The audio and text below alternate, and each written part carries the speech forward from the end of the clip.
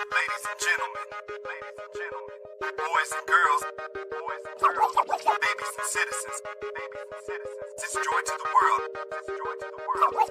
Ladies and gentlemen, boys and girls, babies and citizens, this joy to the world. I bring a message of the truth amidst a world full of lies.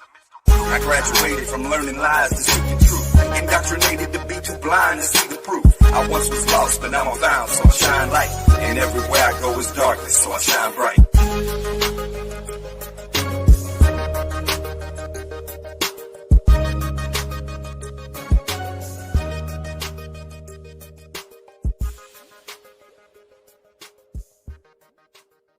Lights in the firmament of the heavens to divide the day from the night, and let them be for signs and seasons and for days and years, and let them be for lights in the firmament of the heavens to give light on the earth. And it was so. Then God made two great lights, the greater light to rule the day and the lesser light to rule the night. He made the stars also. That's Genesis 1:14 through 16. I'm Wes Blaze, and this is Uncommon Ground number 53, Calendar Chronicles. Sean from Kingdom in Context is here. Thank you for doing this with me, bro. What's up, WesBlaze? We're back. I'm excited for another awesome installment of Uncommon Ground, and yeah, it's always fun to do this with you again, brother. Looks like we got a special guest with us today. We do. We also have special guest Ken Heidebrecht from Hanging on His Words in the house with us again. We're grateful you could join us, Ken. Shalom's homes. It's my pleasure to be here. Rare occurrence to have the Kingdom crew united for 2 episodes back to back. You're a blessing, brother. Thank you for coming through with us. Of course, man. Of course I'm going to do this. We are the crew. We have to assemble from time to time, right? To set an example. So, That's yes. Right. Show each other some support. Exactly. Shalom to you, future immortal, folks, and future light brights and future brave believers. All those, names that those pet names we have for you, audience members of ours. I love it. Yeah. What is our audience on the UG broadcast? What is this? The Uncommon Grounders? I've called them that before, but it didn't stick. I don't feel like. I like it. Cool. Uncommon Grounders. Maybe so. But guys, maybe y'all can chime in on this after I've said my piece with an intro here. But in all my studies, understanding the biblical calendar has proven to be the most advanced and challenging of endeavors. And I like to be as thorough as possible with every topic that we undertake. And but when it comes to this subject, it could take a full season of the show to break down every specific detail involved. And I'm certainly no expert in all of those details. So my goal tonight is just to outline a basic framework for the calendar we believe to be true and help illustrate for you guys how that calendar is carried out in the moving parts of God's creation. I think that's a beautiful thing, which we wholeheartedly believe when the consistent message of God's word about his creation describes it as a motionless, flat circle of the earth enclosed in a series of dome ceiling structures, solid structures, right? So that's the foundation we'll be using in this presentation. And as opposed to a Big Bang philosophically imposed heliocentric model with a spinning spherical globe earth, as we are now 52 episodes past abandoning that cosmology. And I recommend you check them out if you'd like to know why. So that's all I got right now. What do y'all think about some intro words for this subject? It broke my brain. So I think that it's a wonderful study. It's a deeper study. And to me, it makes sense that this is the type of study that the Father would have, first and foremost, in his system of authority within his kingdom, he'd give this information to the priests to make sure they understand it, and then they can pass it on because they have to abide in it. And this is where that's why I would think it's much more responsibility for the priests, not just in the other duties they would have, but also to be able to maintain this calendrical schedule, if you will, and keep on track with it, which was why in the first century there was this big argumentation about switching away from a solar calendar and going to adopting a moon calendar, and the priesthood was against it because that was not what they were originally taught. And so I think that it is an important topic, but definitely not something we should divide over. So we should just remember, for every place we may fall short, the Father's going to set us aright when his Son returns and establishes his kingdom physically here on the earth. Very well said. Amen. Amen. Yeah, I echo those sentiments. I dove into this topic a couple years ago with hesitancy, I guess. And it's because I know that people like to cling to certain traditions, right? And so the more I did look into it, I found that there was validity and truth to a solar-based calendar. specifically out of First Enoch and Jubilees, the texts that are found in there. It's very intriguing to me, so I decided to look more into it, and I am convinced that that is the true calendar. But like Sean said, there's it's a hard one to really fully grasp. There's still some issues, in my opinion, with 100% accuracy with this calendar. We might touch on that tonight, but so it started off as like a zeal, like yeah, I'm super like loving this, and then over the years it's kind of tapered a little bit, just seeing how divisive it has become. So I think that's our goal, right, guys, is not to divide over it. If people are on separate calendars, cool. We're all just trying to keep Yahweh's ways the best we can, as long as we're feasting on those feast days and celebrating with love in our hearts. I don't think it truly does matter which day it is, as accurate as it can be, obviously, but at the end of the day, we're not going to know until Yahweh comes and sends his son with a calendar in tow, and we'll know which day to start the head of the year. Well said. Absolutely. Just to echo that, guys, if your study has led you to a different understanding of the calendar, I commend you for your pursuit of Yahweh's truth, and I respect that you have a heart for obeying him. We commend you and don't condemn you. And if you observe his feast to the best of your ability with what you know, I love that, because the fact is we are in dispersion, awaiting the resurrection gathering into the kingdom to come, as Sean said. When and where we will all keep the calendar and feast perfectly together. But for now, we are practicing and seeking to understand the things of God the best we can. So I hope to be able to help you guys do so with that tonight. We got a couple quick announcements before we get the show rolling. Would you pull up the slides, brother? For sure. Please and thank you. Yeah, so because Oops, Lighthouse, sorry. that's all right. One Because second. Lighthouse beta testing has second. completed. 1 second, brother. 1 second. Hang on. That's okay. I don't know what's going on here. It's not working. Oh, 1 second. Shall we sing, Wes, you and I? A cappella? I have something prepared to kind of announce while he's working that out, if I can.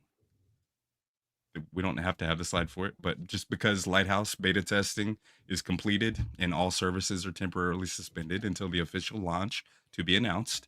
Therefore, I have new options for exclusive ways to support if you guys would like. So if you're someone who enjoys the posts and presentations I create in the service of the Father, and it's on your heart to assist me in what I do, go to uncommonground.pix, www.uncommonground.pix. We have membership join levels, benefits, and yeah, join levels similar to like Patreon or Lighthouse, with benefits and perks like free and discounted merch. So products like the USB bundles, the biblical cosmology brochures, the tassels, all of those are available on the website, uncommonground.pix. And brochures are on sale too, by the way, right now, 20-30% off, depending on how many you get. And lots of people are loving these, so get you some. Nice. Very nice. You come up Get with you those some. designs? That's awesome. Oops, yeah. Dahlia in the chat, she's helping me do so. Very nice. Thank you. Absolutely. Were you able to get them working? The slides, Yeah. brother? The slide. Do you see the screen? We do. Okay. Yeah. Good. But yes, sir. And there was another slide just to show them the brochures a little close up, letting them see the inside and outside of them. Lots of people have really enjoyed these. Several people have reached out to get another batch of them, and y'all are welcome to head over to uncommonground.pix and pick some more of those up if you'd like as well. Very well done, brother. They look great. Thank you, sir. Very Well, eye-catching. appreciate it. I Truly. think so too. But let's get into Calendar Chronicles. If you could play that trailer, we'll get started, brothers. All right. Yep.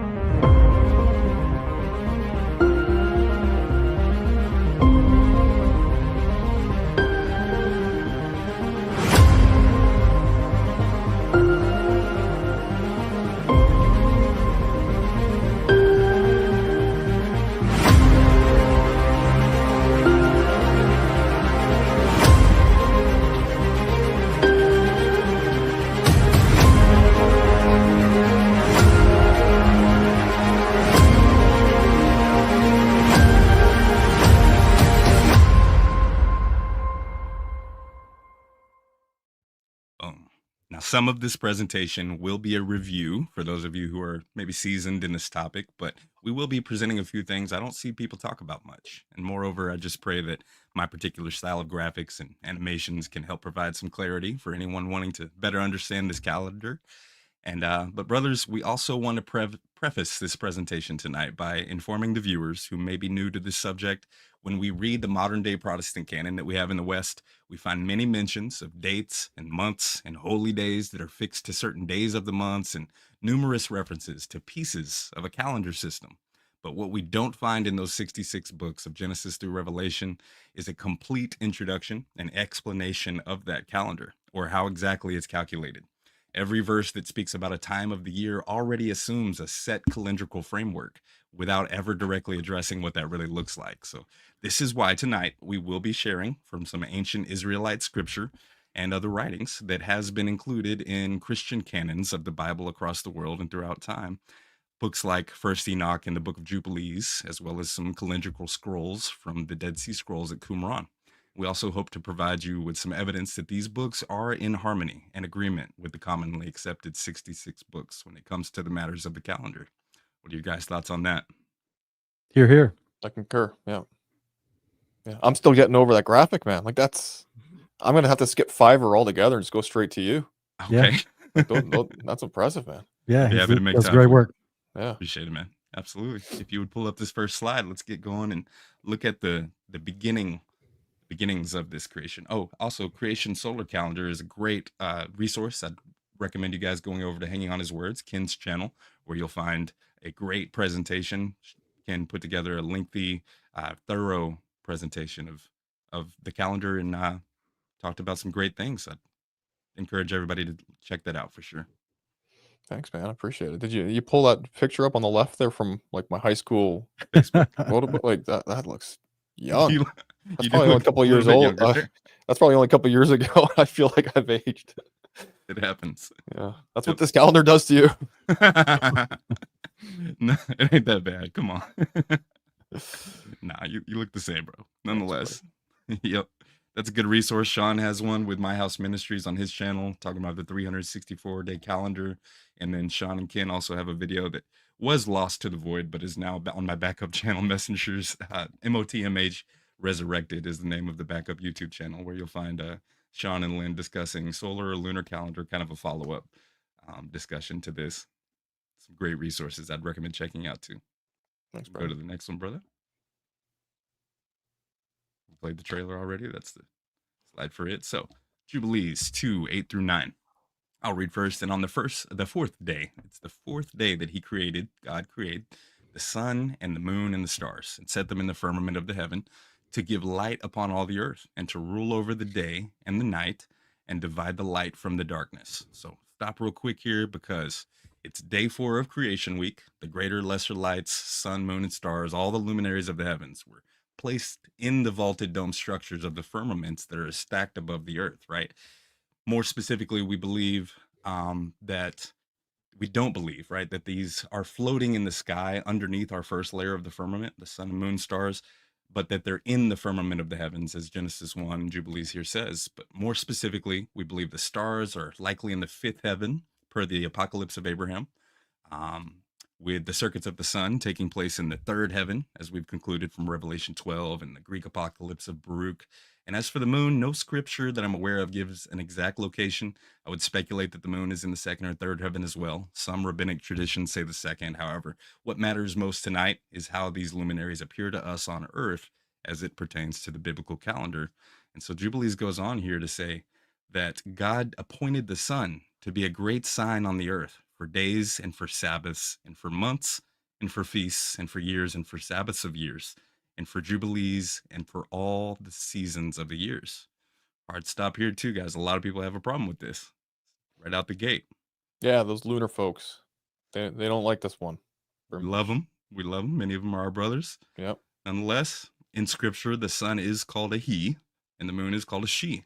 Even the words are masculine and feminine, right? So the sun is called the greater light and the moon the lesser. And so God put the sun in charge here. So when Jubilees specifies that the sun is a great sign for the appointed times, I don't personally find that to contradict what Genesis 1 says. How about y'all? No. I just think it adds to it. Yeah. Zooms in on more details, right? Yeah, same. Because from the lunar observers, I don't see them explaining how the sun comes into play from Genesis 1. Not until you get into the nitty gritty of how they choose the start of the year, because as we found out, and we'll look at here later on, that the lunar crowd typically waits for the spring equinox, which is determined by a equal day, equal night, right? The sun determines when the equinox is, and then they'll use the phase of the moon after that, the new moon after that. Some of them say conjunction, some of them say the sliver of the moon, but that's they're doing it after the solar year basically begins, right? That's what they're depending it on. Yeah, I think it's the equal day, equal night, equal lux, technically, I think. There's another discussion about that too. Yeah, we'll get into a little bit of that later. Yeah. Okay. You can go next. Was that the very next slide? I may have had it backwards. That's all right. So we had this one and then this one. Yeah. Okay. So let's look at so Wisdom of Solomon is this is a book that used to be in our Bibles, right? It was in the 1611 King James, and it says, would you read, Ken? Absolutely. It is he who gave me true knowledge of the forces of nature, what the world is made of, how the elements behave, how the calendar is determined by the movements of the sun, the changing seasons, the constellations, and the cycles of years. Sounds like it pairs quite well with the previous passage we just read out of Jubilees, with the sun being the chief luminary that determines and dictates months, years, days. Correct. Yeah, it also mentions the changing seasons and the constellations too. So that'll be fun to get into. But this, as we see it on screen, is worded this way in both the Contemporary English Version, CEV, and the Good News Translation, whereas the New American Bible would say, he gave me the knowledge of the beginning and the end and the midpoint of times, the changes in the sun's course, and the variations of the seasons. So either way, we are talking about time and seasons in relation to the sun, which is calendar talk. So I like it. Yeah, it's good. Quite the assertion by Solomon there, eh? Yeah. Like that's a big burden to have all that on your shoulders there, to have all that knowledge. Right. But he wasn't the only one nor the first one to be shown this knowledge about how the calendar works, was he? Absolutely not. No. Let's check out the next slide and see who else was. So, Jubilees 4:17, would you read, Sean? It says, Enoch was the first among men that are born on earth who learned writing and knowledge and wisdom, and who wrote down the signs of heaven according to the order of their months in a book, that men might know the seasons of the years according to the order of their separate months. So Enoch was the first one. We're talking about seventh from Adam, not the quote unquote evil Enoch from Cain, right? As people like to try to make this out to be. But Enoch, the seventh from Adam, the righteous prophet of God that Jude calls him to be. Yeah.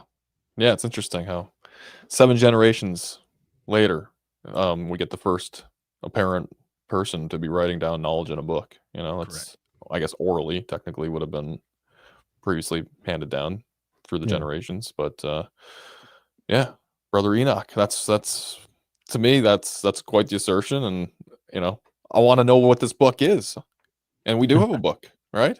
It's, lo and behold, we still have Something some of of that book left, you know? Yeah, something of it. But it makes sense because prophets are usually they're sent by the Father as agents to call people back to the true intended discipleship path. So in the days of Jared, Enoch's father, watchers descended, took wives, started mass corruption, chaos, and sin and rebellion on the earth. It would make sense that there would be a need for a prophet to arise to get people back to the originally intended discipleship path. That's right. Yeah. Yep. And because of Enoch's faithfulness, God elected him to be physically translated and taken, not to heaven, not up above the firmament, as many people would think, but taken by angels to the Garden of Eden while it was still on the earth. And he spent 300 years there with those holy angels. And it was presumably during this time that Enoch was shown visions in the spirit of how the luminaries complete their circuits over the earth, as well as how the calendar is reckoned with them.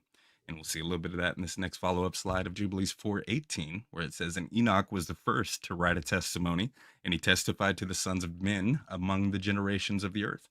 And he recounted the weeks of the Jubilees, and made known to them the days of the years, and set in order the months, and recounted the Sabbaths of the years, as we made them known to him. So very good. Yeah, you have Nice. Sabbath of years even in there. It, did you AI this image? I did. Okay. I was about to say, I've never seen an image like this. And then I looked in at their hands and I was like, yeah, it's AI. Don't look. You never Always want to the look too hands, close at the eh? hands. Yeah. I find it to be a very useful tool to help Yeah. illustrate what I'm trying to put together. Yeah. Oh, it's amazing, man. It's amazing for teaching. Don't at like me in the this. chat though if y'all would. To me, it's just like you can do bad things with it, you can do good things with it. I don't think it's inherently evil. I see you doing good with it. I appreciate it.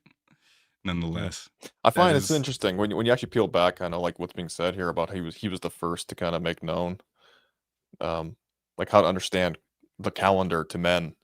Like 7 generations later, it's like previously to that, it's what were they doing? You know, I mean, they obviously had some semblance of understanding from the beginning, but it's like did things start to get a little weird to the point where I kind of had to be shown everything and then write it down in the book, knowing like as people procreate and the world starts to get a little fuller with men, like we're gonna have to have some tangible evidence and like a working piece of literature that's going to keep people on track. Yep.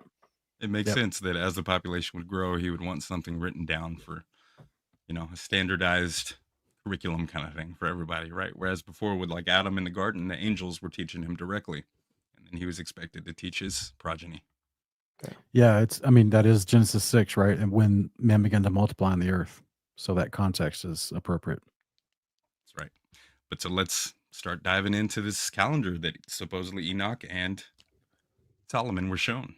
But first Enoch 82, 7 through 8, and this is the R.H. Charles version, and it says, and the account thereof is accurate, and the recorded reckoning thereof is exact. For the luminaries and months and festivals and years and days has Uriel shown and revealed to me. This is Enoch speaking. And Uriel is one of the holy angels, right? We would say one of the 7 archangels of the presence, to whom the Lord of the whole creation of the world has subjected the hosts of heaven. And he has power over night and day in the heaven to cause the light to give light to men, sun, moon, and stars, and all the powers of the heaven which revolve in their circular chariots. So right off the bat, we're not talking about a heliocentric model with the earth spinning around the sun. We're talking about the sun, moon, and stars revolving in a circle overhead over the face of the earth, the circle of the earth in the heavens. I thought pastors tell us that heaven is like all around us at all times. So like this is happening simultaneously in our existence, in our reality. Interestingly enough, it is, right? It's all around us at all times, but it's a literal solid dome structure, as we've covered many times, right? The firmament. Look into it. Yeah, it's pretty amazing. I love these depictions, and I love this chapter in First Enoch because it's like, okay, yeah. So this First Enoch is a collection of 6 different manuscripts that have survived antiquity, and they're partial manuscripts. But even with what has survived, we see that this same information was given to previous prophets in great detail, and it's the Father thought it important to hand out this information, and that's where it blows my mind when people come along and just want to discount First Enoch as it's not valuable, or as it somehow contradicts the Bible, or somehow claims that Enoch is the Messiah. I'm like, bro, I just don't understand that interpretation at all. Context, man. I If know. you're not paying attention all the way up to that one verse that they think completely destroys the validity of Enoch, it's like, well, you don't think Enoch would be like, wait a minute, I'm the Son of Man? Right. I'm the one? Like, clearly it can't be talking about him, but I don't know. Anyways. Yeah, it's rough. It's rough. But you know what's cool about this passage? Is that Uriel is the one who was subjected to be in charge of the host of heaven. So when you think about it, even just like something, if you go to Joshua, right, when Joshua is commanding the sun and the moon to stand still, he's obviously calling out to Yahweh. Yahweh's given Uriel the authority to be in charge of the luminary circuit. So Uriel would have gotten the sun to kind of slow down in its course, right? Because he's the one who technically leads the whole thing. Yeah, that's true. It's just wild when you think about all the moving parts, right? And it comes so alive when you recognize the biblical creation model, right? All the working parts and the mechanisms that have to do with this calendar, it really provides a more of a purpose than just providing lights. Yeah. I love it. Yeah, let's go and check out what this calendar looks like. So, if you haven't heard yet, it is a 364-day calendar. And We have heard from recent times that some people think that the calendar represented in Enoch isn't con- cohesive and congruent with the one represented in Jubilees. But both of them say they're 364 days, and this is not going to be the only time we see similarities and language that is combines well with each other, right? It fits together like pieces of a puzzle, as far as I can tell. Yeah. I pair the two. Yeah. Yeah, for sure. So the year is precisely 364 days. First Enoch 71:42, 73:13. The sun and the stars bring in all the years exactly, so that they do not advance or delay their position by a single day unto eternity, but complete the years with perfect justice in 364 days. And skip down over to Jubilee 6:32. It says, "Command you the children of Israel that they observe the years according to this reckoning, 364 days, and these will constitute a complete year." Not 354, not 365, but the Father's calendar is 364 days. So Yeah. right off the bat, it kind of challenges everything that we've heard, not only from secular culture of modern world and from cultures of believers, even, right? Too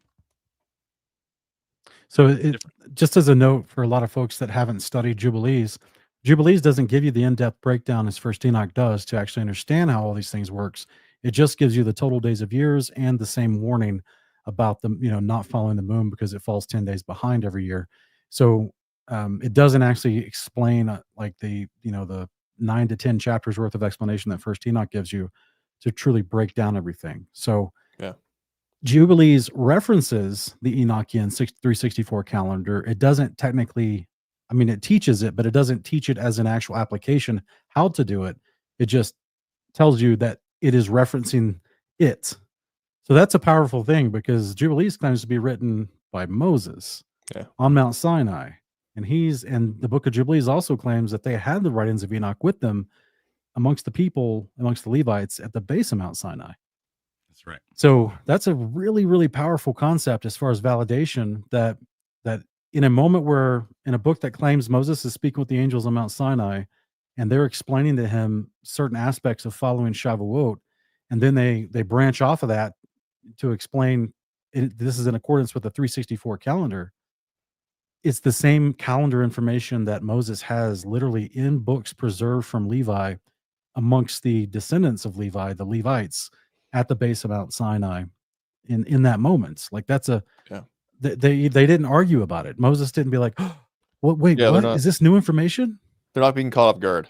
Yeah, Yeah, there's no shock moment there. It's like, okay, yeah, we got Enoch's book. It's the yeah. content's in there, and then this is Mhm. just like an elaboration by the angel telling me on the mountain that this is how it is. Yeah. And the angels even telling Moses to like a prophecy of that people will go wrong as to this calendar because they're going to be watching the wrong luminary and basing it all off of it. But let's get into how we reach this 364 days. How does the scriptures flesh that out, right? So Ken, would you read this first part, the Yep. top verse?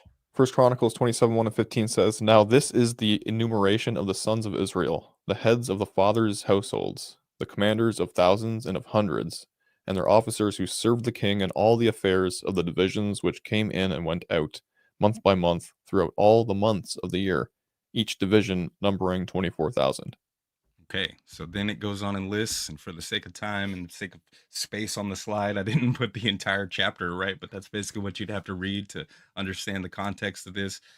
You're not looking at the names of the month. What you're looking at is the names of the officers of Israel who are appointed to serve in each of those months right here, right? So Mhm. Joshua being the one who's serving during the first month, and Well, it only lists 12. you missed something, What did I miss? actually. I'm just looking. I don't see where's the 13th month on there? Oh, exactly. Yeah, that's the point. Yep, well said. I Yeah. was like, uh-oh, what'd I do? Yes, sir. So, but this isn't the only one. I definitely recommend everybody check this out in context so that you can fully grasp what we're saying. I don't see many people reference this to show, but this is one of about 4 or 5 places here in the modern American canon that we have that directly tells you and lists out the number of months, numbering it as 12 specifically every time. Nice. Good work, man. I'm gonna have to take that That's awesome. information. That's good. Y'all are welcome to screenshot it. Anybody is. All the work we do So is free to share. I'm wondering if Joshua Beam is like he was in service every first month for 20 years. Is that the idea? Like he just works 1 month out of the year as what the head priest, the high priest? Like what's the breakdown here? Yeah, Or are until he these the was of people under the high retiring age, I'd priest? have to. These are these the lay priests under the family of the high priests? Officers who serve the king. I'm not positive. Are they priests? Are they Yeah. Yeah, I was gonna say, does it necessarily mean the priests there? I'm not positive. No, I don't think it is because it's yeah. sons of No, it's just the Ephraim heads and of heads of family, it says. yeah. Households. The commanders of thousands and hundreds who served the king in every matter concerning divisions, rotated military duty each month. I got you. Okay. Yeah, because the seventh month's got Interesting. Ephraimites and Military is Benjamites what and whatnot. I thought of when I saw officers too. Yeah. Commanders of Yeah. thousands. Mhm. No worries. I got Nice. a couple more here just to show that every time it's mentioned, it's 12. What's next? 1 Kings 4-7. Sean, what does it say? It says Solomon had 12 deputies over all Israel who provided for the king and his household. Each man had to provide for a month in the year. Okay. This is good, Really man. simple. Yeah, good find. Thank you. Yeah. Yep. I just did pull up those Bible apps. I got a few versions of those that are able to be word searched, and you just put like month, 12th month. I'm doing all these kind of things just to find these verses. It's real easy that way for me. Yeah. Revelation 22:2 also says, on either side of the river grew the tree of life that produces fruit 12 times a year, once each month. The leaves of the trees serve as medicine for the nations. So it doesn't say 13 times a year. It says 12 times a year, once each month. There it is. Yeah, we can only show these verses. We can't show a verse that says there is no 13th month, just because you can't, prove a negative in that way because there isn't one, and there isn't any verse that indicates that this is only the case for some of the time. It's pretty consistent, like the Father's word always is. And there's 12 Welcome hours in the to- day. 12. What's up? I was going to say just real quick, welcome to my debate life, where they're always asking for you to prove all or nothing. They want the exact wording. It must say this exactly, or I'm correct. And I'm like, bro, that's not how anyone logics or reasons anything in this life. You know what I'm saying?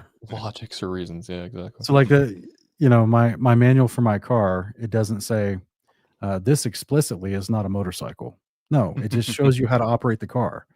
Right. You know what I mean? So why do I have to find verses that don't say the things that you need it to not say or to say in order to disprove your bad understanding? It's just teaching something different. And if you can't discern that, well, that's a bigger issue. Right. Yep. Yeah. Some people just need the coffee cup to say caution, this is hot, so that they Right. don't sue. Nonetheless, speaking of consistency in the Father's word, there's 12 hours in the day, 12 in the night, 12 constellations of the zodiac along the ecliptic where the sun travels, 12 sons and tribes of Israel. Jesus had 12 disciples, 12 gates and foundation stones of the New Jerusalem, 12,000 from each tribe will be sealed from each of the 12 tribes. So there's a lot of consistency with the number 12. Yeah, I just love the sons of Jacob concept to me, because it's like, think about all the drama, think about the multiple wives involved to get to that number, and it just seemed like God was just being extremely patient with Jacob and those women in order to get to this number 12. And here we see, okay, that makes sense now. There's bigger reasoning for it. There's 12 gates on the city. There's 12 months of fruits made. There's there's 12 seasons. There's 12 months in the year. It makes perfect sense now why so much labor was put into trying to get that family to have 12 babies. Right. Yeah. 12 men, I should say. There you go. And when you try to break down this 12 months into figuring out how many weeks are in it, it's real easy, because Jubilees 6:30 straight up says all the days of the commandment will be 52 weeks of days, and these will make the entire year complete. Thus it is engraven and ordained on the heavenly tablets. Not just an idea in some man's mind. This angel speaking to Moses claims that this is how it works in heaven, and this is how it's engraved in those heavenly tablets, which are, the serious.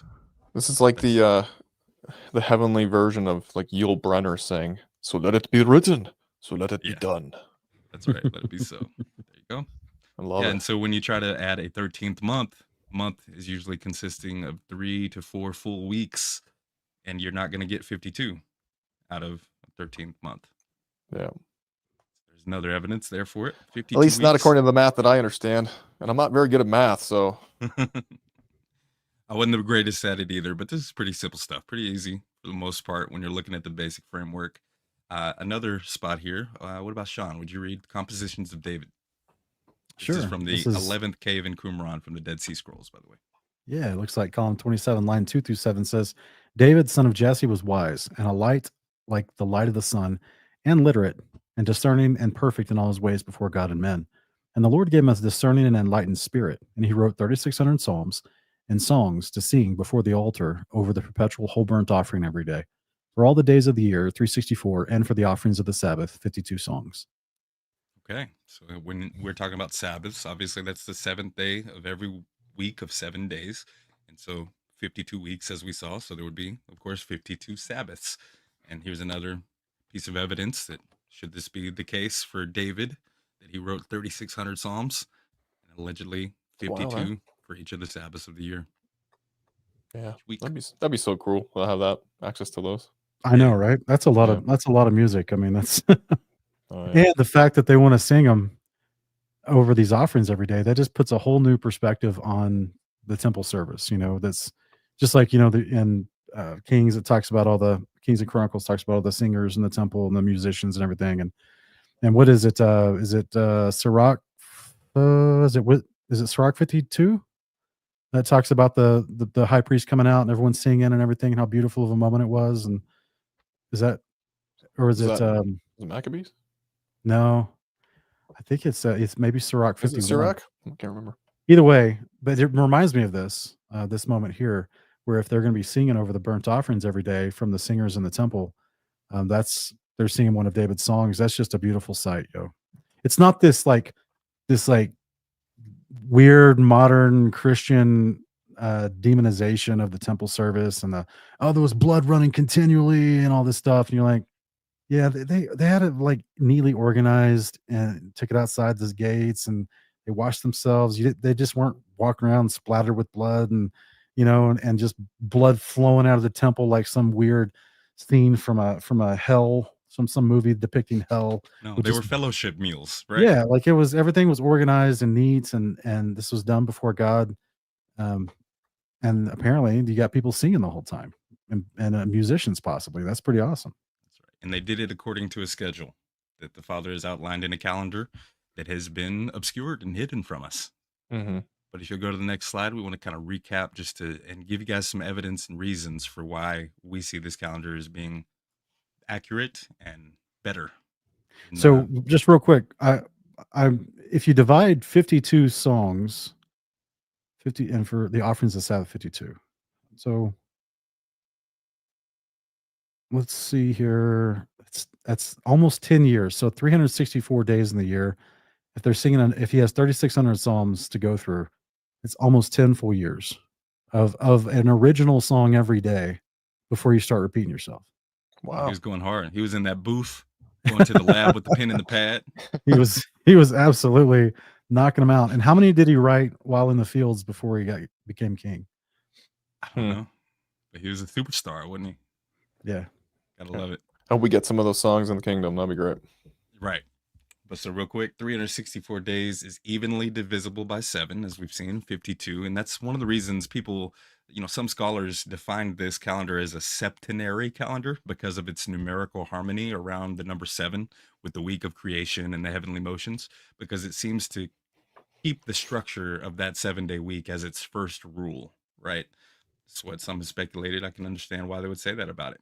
52 weeks are uninterrupted weekly cycles of 7 days. That's a key for me because when I first came to the understanding of keeping Sabbath and wanted to pursue it, I saw the other way that people do it based on the phase of the moon, and they weren't uninterrupted weeks. You're just stopping in the middle of the week because a new moon has happened, and it's like you're starting a new week after only 4 days, or sometimes they work 7 or 8 days before the next Sabbath. And I just couldn't get down with that because it didn't seem right.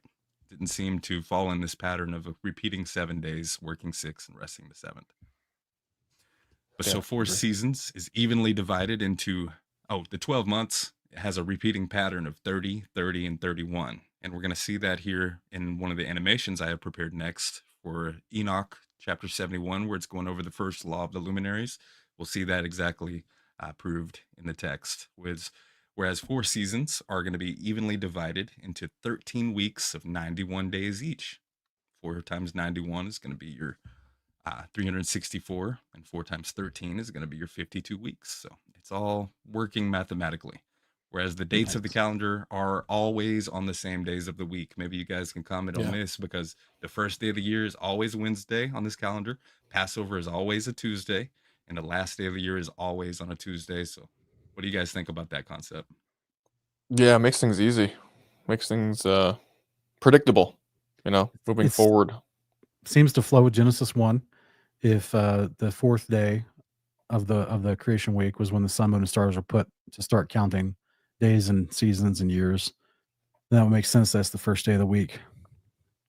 Absolutely. Yeah, lines up with Passover and the New Testament as well. The Gospels, Yeshua's Passover, and that unleavened bread, the day he's crucified, all that. I think it lines up really nicely in that. Yeah. And so if the weekly Sabbath, the 7th-day Sabbath of rest, is on a fixed day of the week every week, no matter what year it is, as we believe, then it would make sense that the rest of his Sabbaths, which are his feast days, appointed times, would also follow that same pattern. And on this calendar, they do. And this is the only calendar I've seen where that's the case. But as a result of this being the case, the calendar dates always falling on the same days of the week, the weekly Sabbaths never overlap those high Sabbaths, or the Sabbaths of the feast days that are appointed for rest on the appointed times. You never have those overlap. And this is something that really stuck out to me in my first couple of years of trying to observe these feasts. The first year, I think I just Googled basically what Judaism does. What is the Jewish calendar in modern day Israel, and how do they keep it? And I would often find that certain feast days are going to be whereas it's supposed to be a Sabbath, it was falling on a weekly Sabbath. And I felt like, am I getting gypped out of 2 days of rest here? Is this being taken from me? Or is it really supposed to be like this? It never felt right. But lo and behold, on this calendar, which we say is the way it's supposed to be, no gypping. Overlap. Right. Yeah. You don't get gypped. That's right. Yeah, that's another reason why I love it. Yeah. Same. The calendar represented in the books of First Enoch, Jubilees, and the Dead Sea Scrolls do harmonize with the calendar details preserved in the books of the modern Protestant canon. So these are some of the key points I feel like really made this calendar attractive for me. And I think it does so for a lot of people. Nice. Yeah, it was a selling point for me as well. Good deal. Did you say you wanted to play that Enoch 71 clip? Yeah. Is there a slide after this? What does it show? Well, no, Okay. it is, but that's okay. So yeah, here is that breakdown that we were just looking at, how there's a pattern in these 12 months that it repeats every season. Every 3 months, you have 30, 30, then 31 days. And where we get this from is what we're about to watch here. It's going to go through Enoch 71. I've cut out all the parts about, well, not all of them, but the majority of the parts about what the parts of day and the parts of night are for each one of these months, just for the sake of concise brevity and clarity. And it's going to illustrate it for you to let you see how the luminary of the sun moves across the plane of the earth through these gates, and they really come alive with an illustration like this, I feel. So I hope you guys enjoy and get something out of it. Would you play that, please? This is the first law of the luminaries. The sun and the light arrive at the gates of heaven, which are on the east, and on the west of it at the western gates of heaven. I beheld the gates whence the sun goes forth, and the gates where the sun sets, in which gates also the moon rises and sets. And I beheld the conductors of the stars among those who precede them. 6 gates were at the rising, and 6 at the setting of the sun. All these respectively, one after another, are on a level, and numerous windows are on the right and on the left sides of those gates. First proceeds forth that great luminary, which is called the sun, the orb of which is as the orb of heaven, the whole of it being replete with splendid and flaming fire. Its chariot, where it ascends, the wind blows. The sun sets in heaven, and returning by the north to proceed towards the east, is conducted so as to enter by that gate and illuminate the face of heaven. In the same manner it goes forth in the first month by a great gate. It goes forth through the 4th of those 6 gates, which are at the rising of the sun. When the sun rises in heaven, it goes forth through this fourth gate 30 days, and by the fourth gate in the west of heaven on a level with it descends. The sun goes forth through this fourth gate, and sets in it, and turns to the fifth gate during 30 days, after which it proceeds from and sets in the fifth gate.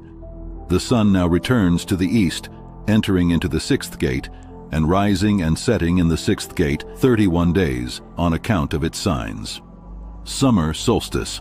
At that period the day is longer than the night, being twice as long as the night, and becomes 12 parts. And the sun returns towards the east, entering into the sixth gate, where it rises and sets for 30 days. Then the sun goes from the west, from that sixth gate, and proceeds eastwards, rising in the fifth gate for 30 days, and setting again westwards in the fifth gate of the west. Then the sun goes from the fifth gate, as it sets in the fifth gate of the west, and rises in the fourth gate for 31 days on account of its signs, setting in the west. Fall equinox. At that period the day is made equal with the night, and being equal with it, the night becomes 9 parts, and the day 9 parts. Then the sun goes from that gate, as it sets in the west, and returning to the east proceeds by the third gate for 30 days, setting in the west at the third gate. The sun now goes from the third gate, as it sets in the third gate in the west, but returning to the east, it proceeds by the second gate of the east for 30 days. In like manner also it sets in the second gate in the west of heaven. Then the sun goes at that time from the second gate, as it sets in the second gate in the west, but returns to the east, proceeding by the first gate, for 31 days, and sets in the west in the first gate. Winter solstice. At that period the night is lengthened as much again as the day. It is 12 parts precisely, while the day is 6 parts. The sun has thus completed its beginnings, and a second time goes round from these beginnings. Into that gate it enters for 30 days, and sets in the west, in the opposite part of heaven. Then the sun returns, and enters into the second gate of the east. It returns by these beginnings 30 days, rising and setting. Then the sun goes from that second gate, and sets in the west, but returns to the east, and rises in the east, in the third gate, 31 days, setting in the west of heaven. Spring equinox. At that period the night becomes shortened. It is 9 parts, and the night is equal with the day. The year is precisely 364 days.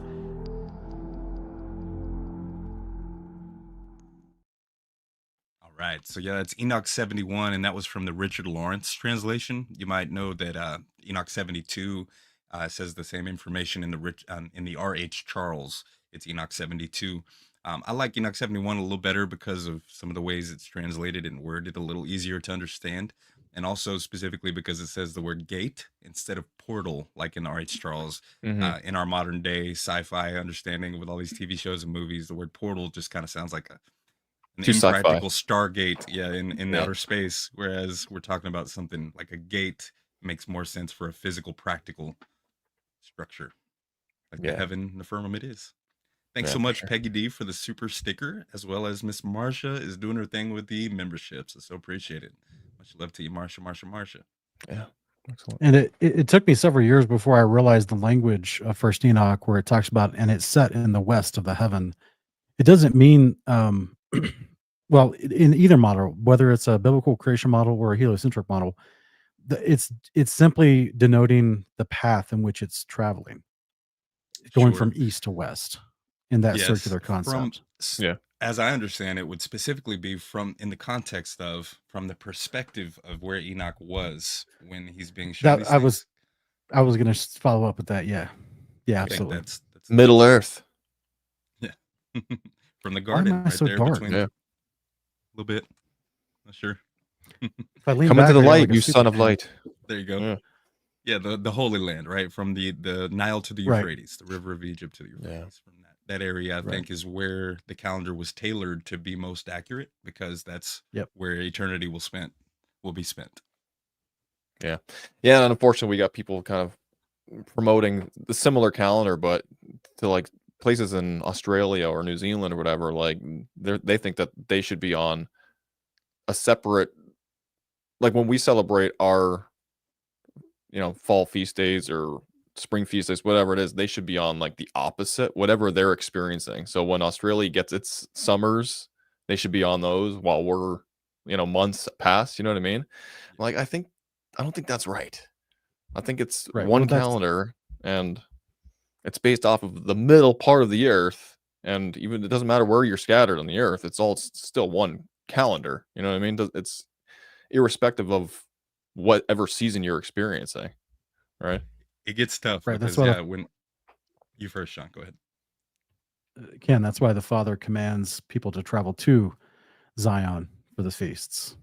Yeah. Exactly. Very well said. You travel to the because- right perspective for this. Yeah. Yeah, it gets tough even just in the sense that it's daytime over here in America while it's nighttime in parts of Australia and Europe, right? Because of the circuit of the sun. But yeah, I think it is relevant to a specific place on Earth that right now we can only practice. And it can't Yeah. do So it it's in also there's entirety.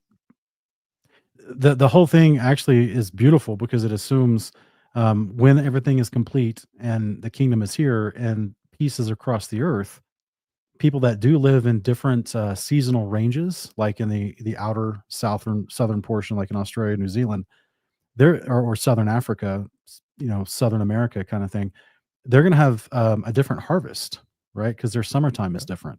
So that means if they're going to travel then for Passover, they'll have a tithe to bring when other people are just now getting out of wintertime. So they're going to actually have a harvest they can bring, which the temple will be stocked for food year round at that point. Mhm. Right. Food that's dispersed to the widows, the orphans, the homeless, like people in need. It's food Oh, that yeah. that brings in to provide for the priests. So it's like if you had the fullness of the earth at peace, the seasons allow for the perpetual bringing of the tithes for the 3 times a year, and everything's taken care of in the Father system. Mhm. Yeah. Do It's you all think that, connected way. and this is speculative, conjectural scenario here, but do you think that some of these inhabitants during the millennial reign that are outside the New Jerusalem, do you think they're going to be inhabiting those faraway lands? Like, do you think they're going to be in Australia, New Zealand, like other continents away Yeah. from? Oh, I do. Yeah, after Yeah. I think like the first probably 100 years, the survivors of the day of the Lord, whom are getting retrained, so to speak, I think that they're going to be encamped around the beloved city, pretty close, pretty tight knit. But this is why you have the prophecies in Isaiah and other places that the new priests of God are going to go out and help rebuild the destroyed cities of the earth. And Yeah, so, sure.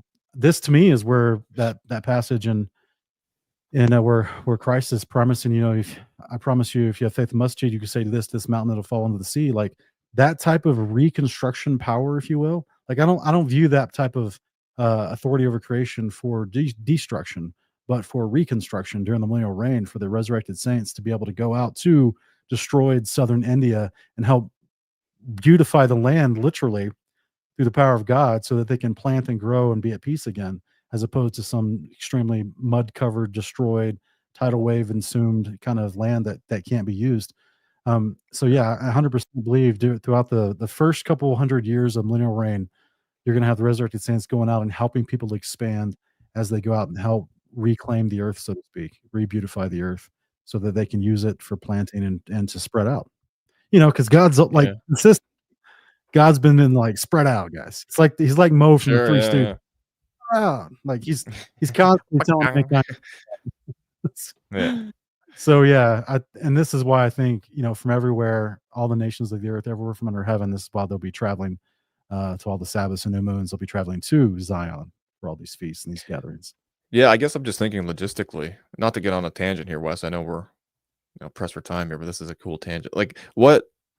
So on the day of the Lord, like it seems like there's only gonna like tech is gonna be kind of disrupted, and it seems like there's gonna be horse-drawn carriage type of stuff at the return of the King. So I'm just thinking like during the millennial reign, when these people are back in faraway coastlands, and they're told to be coming for these these feasts to the kingdom. How are they getting there on time? If Paul had to rush back in time and he was within proximity, how are these people going to do it? Unless are we flying over to them and grabbing them? No. And Well, I mean, not only does Isaiah 66 say that there's boats being used, but I believe there's going to be advanced tech at that point. Like Yeah. we're going to be able Tech will to go back. Maybe Yeah. so. But get some. regardless, the people who want to be close to the Father, I think, will move and rearrange their life to be closer to the Father, right? I think that's Yeah, Yeah. likely. probably going to be a given. Yeah, I just think that as logistics increase and men begin to multiply in greater numbers again, like who knows? We don't know exactly how many survivors are going to be, but let's say it's a big number, right? Let's say it's 500 million, as the Illuminati would love to reduce population down to. But let's say that's a big number, right? To come in and camp around the city of God. But if there's no sickness and people's ages are living longer, I mean, unless we have some sort of one baby policy like China did, you're going to have rapid growth, rapid growth. So this is where you're going to have to expand to all the other lands so that they can and make sure those lands are inhabitable. And so, yeah, man, I think the whole earth is going to be filled with the glory of the Lord. The knowledge of the earth, the knowledge of the Lord is going to cover the earth as the waters cover the sea, as it's prophesied. You know what I'm saying? So I think that we're Including gonna the be lands helping them. beyond Antarctica too, right? Well, Sean? yeah, I don't know. Huh? Well, I just think that I don't know if I buy into that theory yet, but I do I'm believe that just joking. what if the lands of Antarctica themselves were made inhabitable, right? Yeah, Because yeah. remember, the weather patterns are under the control of the Lord. So if he just stops having those gates let in those cold winds, then the ice is going to melt. He can just allow the springs of the deep to consume more water so that the water level stays where it needs to be, and then that land becomes inhabitable again. He could. I'm just saying, like there's so many possibilities with what we have, how he created this thing, and there's so much unused land already, and I think that Yeah. we'll definitely be using all of it by the end of the millennial reign. And ultimately, Isaiah 66:23 says it'll be from month to month, or head of the month to head of the month, and from Sabbath to Sabbath, that all mankind will come to bow Yeah. down before me, says the Father, right? Yeah. So So- from wherever they're coming from, they'll be there. Or they don't Yep. get rain, right? Right. So Jeremy McGarry, thanks so much for the generous super sticker. I so appreciate that. Love the animation. Keep up the good work. I intend to do so. Great animation. Love- Yeah. Very generous. But that was an overhead view, right? From a heaven, bird's eye view kind of thing. But let's look at it from our perspective of what these look like. Now, this is going to harken back to episode 30 that we did on seasons, tides, and time zones when we covered those topics. You may have noticed in the animation towards the beginning, I showed the national weather data for the winds, and at certain pressures, you can see how the new winds are being introduced from the gates at the ends of the earth and how it circulates over. And that Enoch mentions how the winds kind of follow the sun in the same circular pattern. You got to see a little bit of that. But in that episode, we also talked about the solar analemma. And this analemma, as it's called, is the elongated figure eight shape produced by depicting the sun's position in the sky at a specific time of day as seen from a fixed location over the course of a year. So basically, you stand out in the same spot in your backyard, take a picture of the sun at the same time every day or every organization system of days, basically, right? Every few days. And once you take all these pictures, combine them together, you get this figure eight shape. And we discussed this when we talked about the seasons. But here I've separated it out into the 6 gates that we just saw and heard from Enoch, approximately, of course. So don't come at me if you do the arithmetic and my lines are a centimeter off. But this is, at the furthest point to the west here on the left side, that would be the 6th gate. That's going to be your summer solstice, whereas on the far right east, you got the first gate. That's going to be your winter solstice for up in the north of the equator, at least, right? Yeah. And you can play the animation while we're on screen still with this one, just to kind of illustrate it better for them, what it looks Sure. like as it's moving throughout the year. This. 1 second here. Get a better practical illustration for what you're seeing from the Earth view rather than overhead. You got the date at the top, the sun's position on said date. This is great, brother. Good job. Thank you. What'd you make this in? Oh, so the analemma animation was on YouTube, and I just Oh, you used PixArt, a image editing app, to overlay these gates. I just made circles Nice. like you're looking at a dome. Oh, yeah. So there, and I just overlaid that over the Very animation. cool. Very cool, man.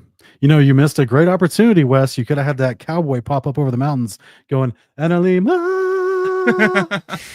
I didn't have that AI. I didn't have an AI that can do that. that old cowboy man just popping up.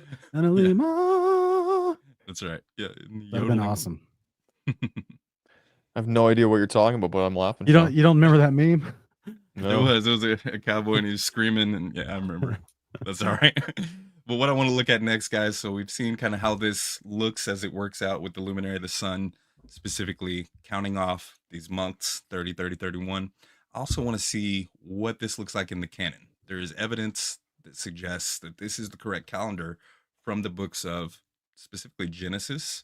Right here we have Noah's flood and the 364-day calendar. Go through it real quick. Genesis 7:11 says, in the 600th year of Noah's life, in the second month of the 17th day of the month, on that day all the fountains of the great deep were broken up, and the windows of heaven were opened. So second month, 17th day of the month is when the water starts prevailing over the earth. And then it says that the water prevailed upon the earth 150 days in Genesis 7:24.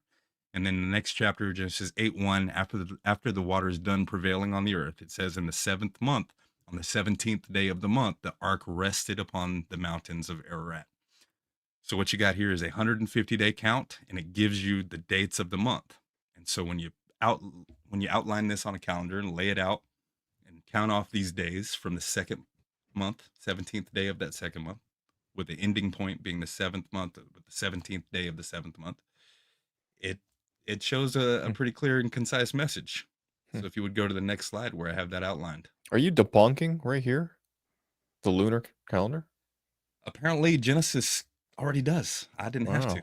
Wow. So because, in other words, it indicates a 5-month period as being exactly 150 days in length, or 5 30-day months.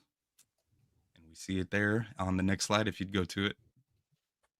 The 150 days began 17th day of the second month, ended on the 17th day of the 7th month in the same year. And if you try to count this 150 days, starting with the 17th day of the second month on a calendar with its months based on lunations, that's the cycles of the moon phases, you will not land on the 17th day of the 7th month. You will consistently come up 4 days, or about 4 days short. And that's because half of the lunations, half of the lunar months only have 29 days. They don't fill out that math here. Y'all welcome to screenshot and zoom in. Make sure your quality's turned up so you can see the little numbers. But I did the best I could to fit it all in here. So just more strong evidence from Genesis, even that the lunar observance is just not quite there. Yeah, I'd like to hear a response, a rebuttal to this from a lunar calendar follower. Yep. Well, before we get that though, we have a response from The Price is Right.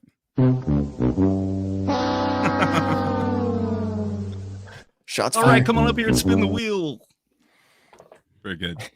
So this isn't the only one in the modern canon, the Protestant Western 66 books that we've been left with after many books have been taken out and withheld from us. But if you'll go to the next slide, we have Daniel and Revelation confirming that the 360-day calendar year is also relevant through Christ's return, because we're going to be talking about a prophecy of end times, specifically the 42-month reign of the Antichrist beast known as Apollyon. It's another study, but Revelation 11:2, would you read it, Ken? Absolutely. And they will tread underfoot the holy city for 42 months. And I will grant authority to my 2 witnesses, and they will prophesy for 1,260 days, clothed in sackcloth. Okay. And then Daniel 7:25. Did you check that one out? He shall speak against the Most High and wear down the holy ones of the Most High, intending to change the feast days and the law. They shall be handed over to him for a time, 2 times, and half a time, 3.5 years. How ironic that we're talking about how the times and the feast days have been changed in the law, according to tradition, specifically in the context of the beast of Revelation, right? Because that Daniel 7:25 passage is a prophecy about him. He is the he that speaks against the Most High. And it's the same prophecy represented in Revelation in Daniel 7, that you have not only 42 months, it's also fleshed out to be 1,260 days, and that's also said to be 3.5 years. So there's no details saying that this isn't completely accurate. We're just giving you average figures. It's specific and it's repeated throughout Revelation and Daniel. So you got 1260 days. If you divide that by the 42 months, you're going to get months of 30 days each. And then Daniel 7, if you divide the 1260 days by 3.5 years, you're getting years of 360 days each. But hold up, wait, we said 364. So why does this seem to be speaking about it in terms of 360? Well, I think Enoch gives us a clue that Enoch 82:11 says there are 4 leaders who divide the 4 parts of the year enter first, talking about the stars, some say the wandering stars, but 4 leaders, and after them the 12 leaders of the orders who divide the months. There's another mention of 12 months only. And for the 360 days, 360 it says, there are heads over thousands who divide the days. And then for the 4 intercalary days, there are the leaders which sunder or divide the 4 parts of the year. So it speaks about the calendar in 360 days. And then it also adds this caveat of, well, there's 4 days that are reckoned in the reckoning of the year that sometimes aren't reckoned. And just the way it speaks about it, it acts as if you can speak about a year in 360 days, but you can also include these 4 calendar intercalary days that make up the entirety of the 364, because really those days are dividing the seasons, and they're dividing these equal portions of 30-day months. I hope that helps make sense. But yeah. Yep. And there's an angel over every single part of it. Yeah. I just love that, I know. I hope Yahweh lets us take a tour up there eventually, once we get our resurrected bodies. I'd love to watch these guys work, just to, be like, oh, okay, that's what he was talking about when he was describing it this way. Yeah, they're pretty awesome. For sure. Follow an angel to work day. Yeah, there you go. Like Enoch got, but in bodily rather than spirit or vision. Yeah. Here's another mention of those. Sean, would you read first Enoch 75:1? And the leaders of the heads of the thousands who are placed over the whole creation and over all the stars have also to do with the 4 intercalary days, being inseparable from their office according to the reckoning of the year. And these render service on the 4 days which are not reckoned in the reckoning of the year. Okay, so it seems to speak of these as if, this is one of those They're like times float where I think days. it talks about it talks about this 360-day calendar, that these 4 days can be spoken of as if they're not reckoned in the year, even though they are. That's how I gather the Daniel and Revelation prophecy works out, to where it seems to be only speaking about 30-day months, but that's because the months themselves are 30 days. It's the intercalary day that adds to make it 31 every 3rd month. Yeah, there's just seasonal transitionary days, right? Mm-hmm. Right. Just like many topics in Scripture, one passage doesn't always explain the fullness of the instruction. Yeah. So you put them all together, and then you get the fullness of the instruction. Right.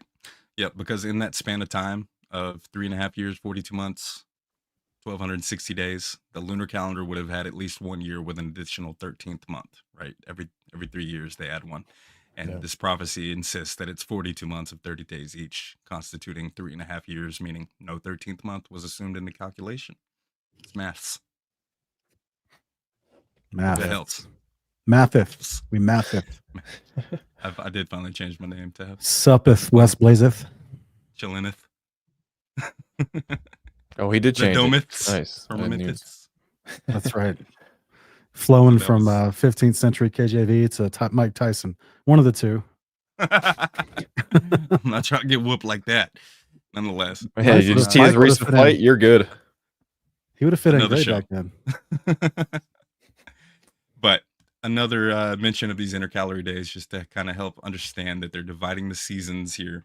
First Enoch 81:5-7, with respect to the progress of the sun in heaven, it enters and goes out of each gate for 30 days, with the leaders of the 1,000 classes of the stars, with 4 which are added, and appertain to the 4 quarters of the year, which conduct them and accompany them at 4 periods. Respecting these, men greatly err, and do not calculate them in the calculation of every age, for they greatly err respecting them, nor do men know accurately that they are in the computation of the year. But indeed, these are marked down forever, one in the first gate. Now, this isn't talking about the months. We'd have to go back to another image to look at the gates, but the one is in the first gate, and one in the third, one in the fourth, and one in the sixth, so that the year is completed in 360 plus the 4 days, totaling 364. Nice. What do y'all think? Pretty basic, straightforward, right? Yep. Pretty straightforward. Like Second Baruch says, it is you who arrange the method of the seasons, and they obey you, talking to Yahweh. You alone know the duration of the generations, and reveal not your mysteries to many. Aaron Bohr, thank you so much for the generous super sticker. Diligent work, thank you, brother. We might have missed one up here as well from, no, I think we already told him, thank you. But I appreciate it, brother. Nice. Very nice. Aaron, you're the man. Yeah, 30, 30, 30, with the 1 dividing the 3rd and the 4th month. In between those, again, after the 6th month and after the 9th month, as well as after the 12th month. Yeah, and it's interesting how it's like respecting these 4 intercalary days. Men, will greatly err and not calculate them throughout the ages, and so it's interesting, these 4 float days. It is. Yep. And we have these 4 seasons characterized by the equinoxes and solstices, but on the calendar, they're divided by these intercalary days, separating equal portions of 90 days, right? 13 weeks each season. And the first one being spring, the time of new growth and new life. Then summer, which contains the longest period of daylight during any day of the year. Third is fall or autumn, the time of the harvest. And then winter being the period that has the longest period of darkness of night out of all the days of the year. Those are the characteristics of these 4 seasons. Beautifully designed. Yeah. Let's look at some excerpts from one of the more recently deciphered manuscripts of the Dead Sea Scrolls that were reconstructed with available fragments. And we don't claim, if you'd go to the next slide, brother, we don't claim that they should be considered inspired scripture. I don't think they claim that they should be either. I think they were just calendrical writings and notes of maybe the Zadok priests or the community there in Qumran who kept that library. But I do believe it accurately presents this calendar consistent with what we believe, and it can help us to confirm some details. These are from the 4th cave in Qumran, manuscript number 324D, column 1, line 3 through 4 starts off by saying, the beginning of the first month is on weekday 4, and that is known as Tekufa. Now, Tekufa is a Hebrew word that means circuit, or some people reference it in this context to meaning either the equinox or the division of the seasons. But nonetheless, Tekufa is going to be your day 1 of month 1. And on the 4th in it, meaning the 4th day of the first month, is a Sabbath. So this gives you a direct outline of how they're saying that every year, the first month of the first day of the first month in the year is going to start on a Wednesday, weekday 4. Yeah. So 4th day is your Sabbath, 4th day of the month, not the 4th day of the week. Gets a little confusing, but if you know what it's talking about, after you look at it enough, it's easy to make sense of. And then the next line goes on to say that weekday 2 in it, month 3. Now we're on the right side, month 3, the 2nd day of the week, which is going to be your, what is that? Monday? Is the 30th Tuesday. Tuesday. Yeah. 30th. Weekday 2. Yeah, The second there, month. Trip. That makes sense because then the beginning of the new month will be that Wednesday. Yeah. And weekday 3 is additional. I see what I did now. Okay, yeah. So weekday 3 is your additional day. That's going to be that intercalary day. They call it, in this scroll, it's called additional. So head of the month is called Tekufa. Oh, in the third month. Okay, sorry. Yeah, 3rd month. Yeah, I got a little confused there too. Weekday 3 additional is going to be your 31st day in the 3rd month. And it repeats this pattern. And I've only got 2 of them here, with the 3rd slide being all of them combined. Just to save a little time, if you'd go to the next one. Wow, this is crazy. So you're saying that the Book of Jubilees wasn't created in the 2nd century as a Hellenistic work? 2nd century AD? So, no. It was right next to one of the world's oldest known copies of Genesis found in Qumran. That's wild. Kept those together So in the library. This Qumran community was keeping the same calendar that Jubilees talks about? That's wild. They were. Yep. So we got the first. Just a big shout out to everyone that has donated. I just want to say thank you guys for all the generous donation. Appreciate it. Good round of applause. You guys are awesome. Yeah, y'all are. Praise Yah. Next slide is going to show the 4th through the 6th month. The beginning of the 4th month is on a weekday 4. That's the same thing as the beginning of the 1st month. And the 4th in it is a Shabbat, Sabbath. Whereas month 6 is going to be weekday 2 is the 30th. And now weekday 3, which is going to be your Tuesday, is additional. That's your intercalary 31st day at the end of the 6th month. And as I said, I cut out the last two just to show you all together of them on the next slide. They're all together combined in one. So you can see the pattern, because the pattern starts to develop that every season, every 91 days, every 3 months, the same pattern of the days of the week occur. The first day of the first month, fourth month, seventh month, and 10th month is always a Wednesday, always the fourth day of the week. Therefore, awesome. Sabbath is always the fourth day of that month. And then those you get days of over- remembrance on those too. Yeah. those The days of new remembrance would be moons. Tekufa, or Yeah. head of the month. Correct. Yeah. We're going to talk about how they're called new moons in most translations. We'll get to that here shortly. Yep. Very reoccurring pattern you start to see. And another synchronicity you start to see that, these repeat every season for every quarter of the year. So here's what it looks like all together. And y'all can screenshot that and pour through every one of them to see for yourselves. And this is the same thing we see in the songs of Sabbath sacrifice. Remember, it starts off with a preface for the first song saying that the first Sabbath of the year on the fourth day of the first month, because the first day of the first month is a Wednesday. Yeah. Therefore, the fourth day is the Sabbath. But the more you look at these, the more you start to see these synchronized patterns and cycles. The first month of every season starts on the fourth day. Well, in the first season of the year, the sun is in the fourth gate. How about that? Second month of every season starts on the sixth day of the week, Friday. On the second season of the year, the sun is in the sixth gate. Cool That's synchronicity. awesome. Nice. In the third month of every season starts on the first day of the week, Sunday. Well, in the last season, the winter solstice, the sun is in the first gate. So lots of cool patterns that start to emerge the more you look at this. Yeah. This is Very great. nice. Very good. Thank you, brother. Good deal. What does the next one here say? So just a quick intro. Professor Rachel Elior is an Israeli professor of Jewish philosophy at the Hebrew University of Jerusalem. And this is from her book, The Three Temples, concerning the motives behind the breakaway of the Qumran community. And so Rachel Elior, Sean has done a great breakdown on one of his Kingdom Cast podcast episodes on her. We don't think that she knows everything. In fact, in her interviews, she even reveals how little she knows about some of the books, but like in Jubilees and Enoch. But she references them, talks about how first century rabbis excluded those from their canon and threatened others with damnation, basically, that you don't have part in the world to come if you even read those books. She has a lot of great information because she's dedicated many of her studies to the Qumran community and their Dead Sea Scrolls. Who would like to read this? Yeah, I can read it. The Qumran community regarded the cultic calendar that governed the sacred temple services around the time of their secession, based on a lunar calendar of 354 days, counted in months of unequal lengths, dependent on human discretion, based on variable human observations of the new moon, as false and arbitrary, an infringement of the covenant, sinful and wicked. This newly imposed lunar calendar was to be replaced by the ancient priestly solar calendar. This system was based on a solar calendar of 364 days, consisting of 52 weeks, whose Sabbaths were counted in a fixed annual cycle, divided symmetrically among the 4 annual seasons, and on a prescribed mathematical calculation of the progress on the solar year. 12 30-day months with 4 further days added to differentiate the 4 annual seasons.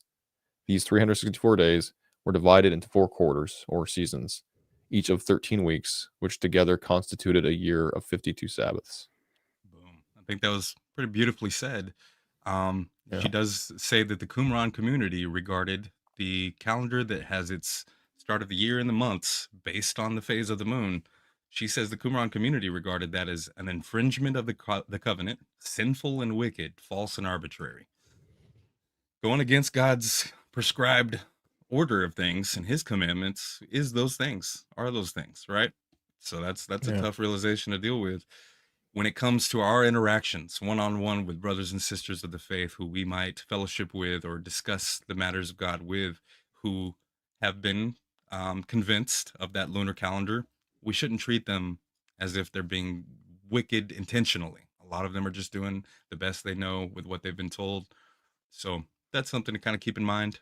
But the Qumran community absolutely believe that about that calendar from their writings. For sure.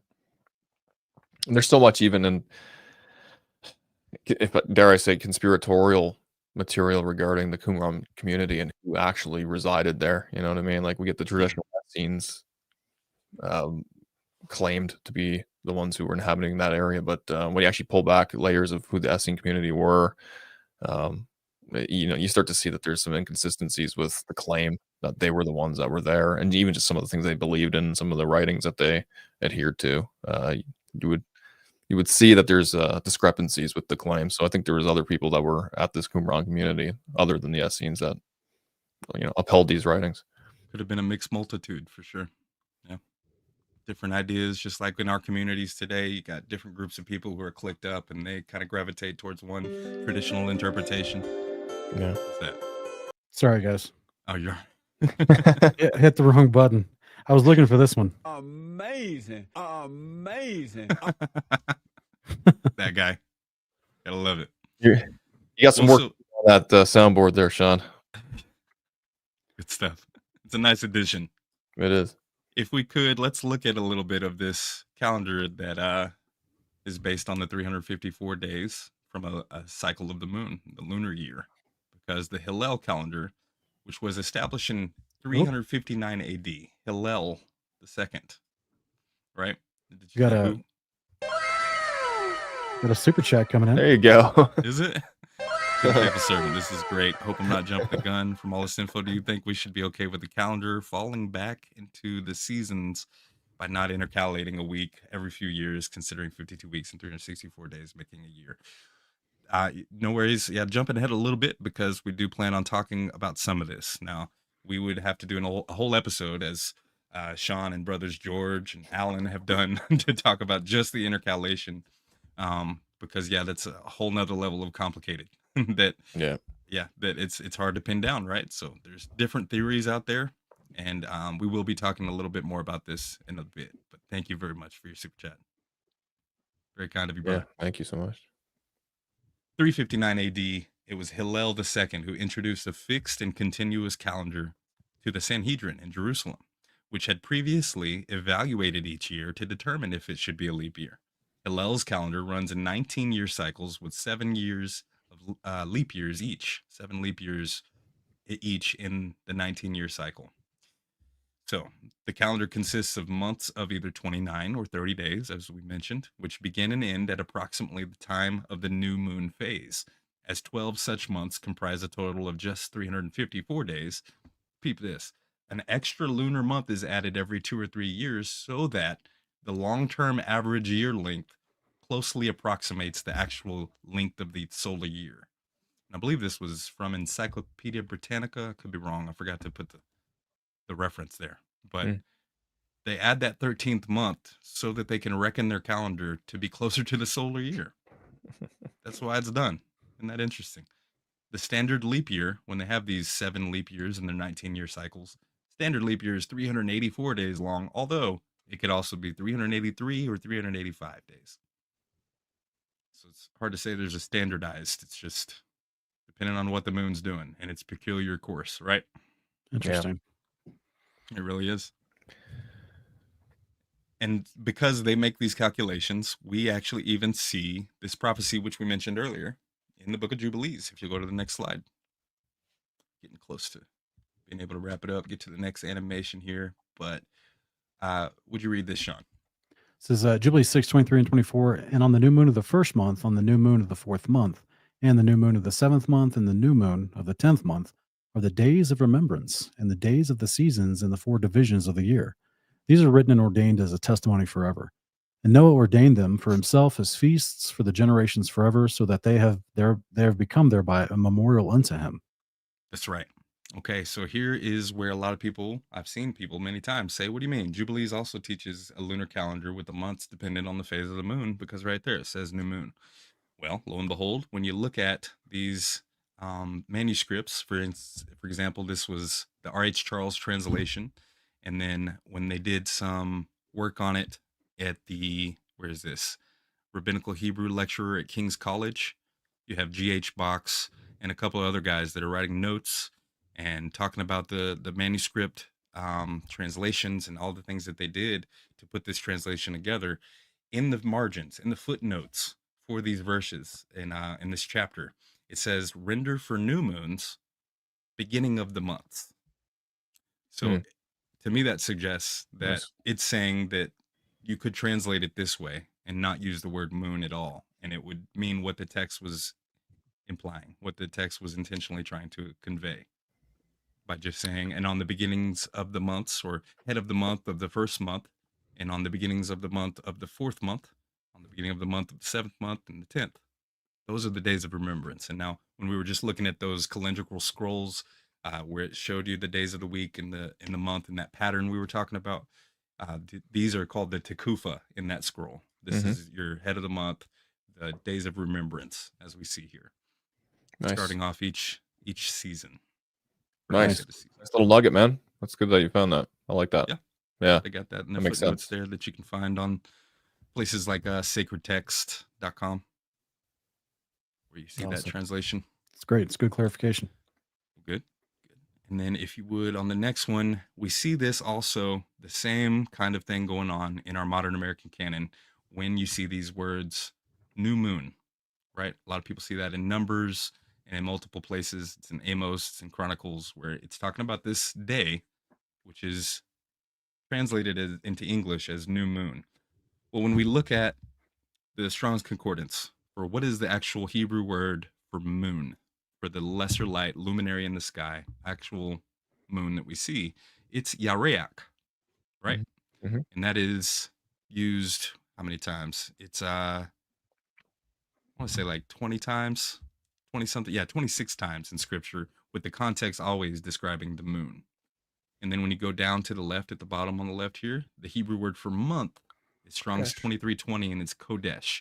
Now, there's a few root words listed underneath it, whereas Kadash is a primitive root to be new, to rebuild, or to renew. Another Kadash with the vowel points in a different place is fresh, or a new thing. And then Kodesh is going to be, it says the new moon, and it says by implication a month. So these aren't always like Hebrew dictionaries. These are biblical concordances that show you the tradition of how these words have been translated in the Bible. Yeah, there could be biases in those. That's right. And there tends to be a lot of times. Yeah, there can be many times. And so we have to determine these things by context and having a fullness of understanding of all the texts available to us to help really parcel it out. And this is one of those times, unfortunately, because even in the Greek, when you see the word, it's only in Colossians 2:16, where Paul talks about, don't let anyone judge you now that you've come into covenant. Don't let the pagan nations around you judge you for what you eat and what days, Sabbaths, and new moons you see. It says that you keep. Don't let them judge you for keeping those. But even in the meeting here, it says first of the month. And then when it looks at kind of more of an etymology and a dictionary definition of the words that were combined to make Numinia here, the new moon, as it's translated, the words just mean new and month, right? Neos meaning new, men meaning month. So you don't get the same Yareach or the word for the moon in Greek in either one of these Hebrew or Greek words for this head of the month day concept. Yeah. Whereas Kodesh is used 276 times in scripture and nearly always translated as a month, except for 20 times, it's odd because those 20 times are specifically involved with descriptions of the feast days and the appointed times. And tradition has dictated that it be translated as moon. And so you have to imagine and look at the history here, because the history also helps you understand when rebellious Israel was in exile and dispersed into the land of their enemies, they were influenced by the traditions of the surrounding cultures. But no matter how you count it, if you're waiting for a phase of the moon to determine the start of your month, you don't get 364 days of consistent 12 months with 52 weeks, no matter how you slice it. What are y'all's thoughts on this? Yeah. Well said. I agree. I like the breakdown. I think it's great. Well, thank you. We can move forward for the sake of time and wrap it up, because we see this in Jubilees that it gives us this warning. Sean, would you read this one? Jubilee 6:36 through 37. It says, for there will be those who will assuredly make observations of the moon, how it disturbs the seasons and comes in from year to year, 10 days too soon. For this reason, the years will come up on them when they will disturb the order and make an abominable day the day of testimony, and an unclean day a feast day. And they will confound all the days, the holy with the unclean, and the unclean day with the holy. For they will go wrong as to the months and Sabbaths and feasts and jubilees. So this is a true prophecy, was it not? It is. Yeah, because secular observations, astronomical records, and You know, the whole of the world recognizes that a lunar year, this is Encyclopedia Britannica down the bottom left, right?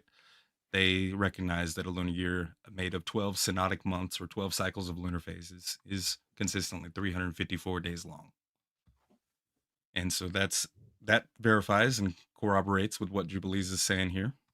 That's awesome. In the same context, it's telling you, you know, this is the year is supposed to be 364 days. Real quick, I've heard it said, a claim made against this passage, that it's when it says an abominable day or an unclean day, they'll try to make that a holy and set apart day.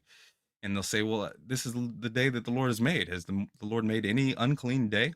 You have to keep in mind that that word translated as unclean can often just mean common, meaning not ritually set apart, not consecrated unto the Father as a special, specific holy day. It's just a common day.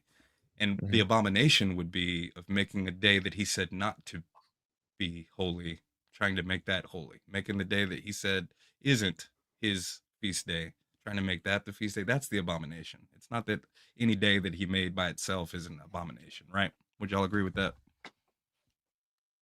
Yeah. I also, in this particular context, a few verses up, is talking about them going to worship idols also. Exactly. So it was a mixture of abandoning the original calendar and then confounding it. Yeah, confounding it, as in they basically end up worshiping idols and making it into an abominable day. What was originally the Day of Testimony. So right. So if the Sabbaths, feasts, and the holy days and pursuing holiness is important to us, then I think it's important that we heed this warning, considering all the information available to us, especially if you're somebody who holds First Enoch to be inspired scripture, right? Because we're going to see here in a second that Jubilees completely corroborates and lines up perfectly with what Enoch says about the differences in the days belonging to the sun and the moon. But if you'll go to the next slide and move forward. awesome. So I personally believe that this is one of those times when translations matter. We've always said that there's no such thing as a perfect translation, and that we should compare as many as we can to determine as best as we can the original intention of a verse. And unfortunately, both the popular R.H. Charles and Lawrence translations of Enoch say something a little different and confusing here in this first verse up top, 74:10-11, pertaining to the excess or overplus days of the sun. But this is a translation by a scholar named Andy McCracken, and he included some corrections from the surviving manuscripts fragments found in Aramaic and Greek. And you can find this translation on bookofenoch.org. And it's got a Ethiopian leaning with corrections, like I said, from Aramaic and Greek. And he reads it here. We'll just read it here. So if 5 years are added together, the sun has an excess of 50 days in 5 years. For each year of the 5 years, there are 364 days, and the excess of the sun and the stars comes to 10 days. So R.H. Charles, Richard Lawrence, right here, they both, for some reason, render this 6 days per year, which isn't, backed up by any other part of the text, and doesn't really make sense. I tried to figure out why there would be 6 days a year excess or overplus days of the sun. I tend to lean towards the idea here that this Ethiopian manuscripts, with the corrections they made, preserves the more accurate translation. Yes, that's good, man. Thank you. You're welcome. I'm going with McCracken. I mean, he's got a cool name. So I'll go, that's one of the reasons, but that makes way more sense, because I always struggled with that passage. I didn't understand the excess. Me too, yeah. The excess of the sun and the stars comes to 10 days over the moon, right? In 5 years, with 10 days each year, they have an excess of 50 days, and the moon falls behind the sun and stars by 50 days in 5 years, 10 days per year. The difference between that 354 to 364 days. And Mr. again, Mr. Nuber, I see you are in the chat. GeoTruth. Pay attention to these passages. I'm hoping that this can reconcile some stuff for you, because he's a math guy, Wes, and engineer. This reconciles something. That's right. Cool. So we see it again in 1 Enoch 74:14 and verse 16, just for consolidation, that the same 10-day deficit is recorded. For the moon alone, the days in 3 years come to 1,062 days. That is 30 days behind the 364 count in 3 years. And in 5 years, it is 50 days behind. For the difference in 8 years is 80 days. And all the days that the moon is behind in 8 years is 80 days. So consistent 10 days a year. The same prophecy in Jubilees saying that if you just watch the moon and you're just going by the phases of the moon to determine your calendrical order, you're going to come up 10 days short every year. And it's all through Enoch, right? You got multiple mentions of the same mathematics. Awesome. Hope that helps. It's even well in the Richard Lawrence First Enoch 78:4, it even tells you half of a year, right? Its period, the moon's period is less than that of the sun, according to the ordinance of the stars, by 5 days and 1/2 year precisely. So it's pretty precise that it continues to give you the same consistent difference. Right on, man. That's Cool, pretty cool. great. Yeah. That's good. Thank you. That's does add some more clarity there. McCracken is much better than McLovin. Yep. In this regard, I'd have to say. But let's run through the next couple of them. This is something cool here that just shows in the first quarter moon, which is the name of one of the phases of the moon that looks like that, whereas the full moon obviously, and then the third quarter appears that way. With the first quarter, this moon phase appears highest in the sky at the spring equinox. It appears lowest in the sky at the fall equinox, whereas the full moon appears highest in the sky at the winter solstice and appears lowest at the sky in the summer solstice. Whereas the third quarter moon, when the moon is in that phase, it appears highest in the sky at the fall equinox and appears lowest in the sky at the spring equinox. So just these facts alone prove that the moon's phase isn't the same at the same time of year every year, because sometimes it can be a first quarter moon on the fall equinox. Sometimes it could be a third quarter moon at the fall equinox. So Yeah, it lags that- behind for sure. Yeah. It does. Yep. So, but that is one of the ways that I think you could make some sense of a verse like Psalms 104:19. He made the moon for the seasons. The sun knows the place of its setting. Some people say if you just go on in the context, it's just talking about the season, or the time of the moon is just the night, and the sun knows the place of its setting. Either way, these observations are true about when you'll see them highest and lowest at the sky, and combined with the seasonal equinoxes and solstices. Mm, Fun little observations. And there's one more very cool. talking about just how you can observe the moon. It rises between southeast and northeast. And if we consider full moon specifically, during the summer, the full moon will rise in the southeast. As we move into fall and winter, the full moon progressively rises further north. When looking out an east-facing window, like I have here, a frame of a window, from mid-May to mid-July, summer, the moon will appear to rise to the right side of your window, but will gradually move northwards to the left of your window. This is because during a full moon phase, the moon is diametrically opposite of the sun.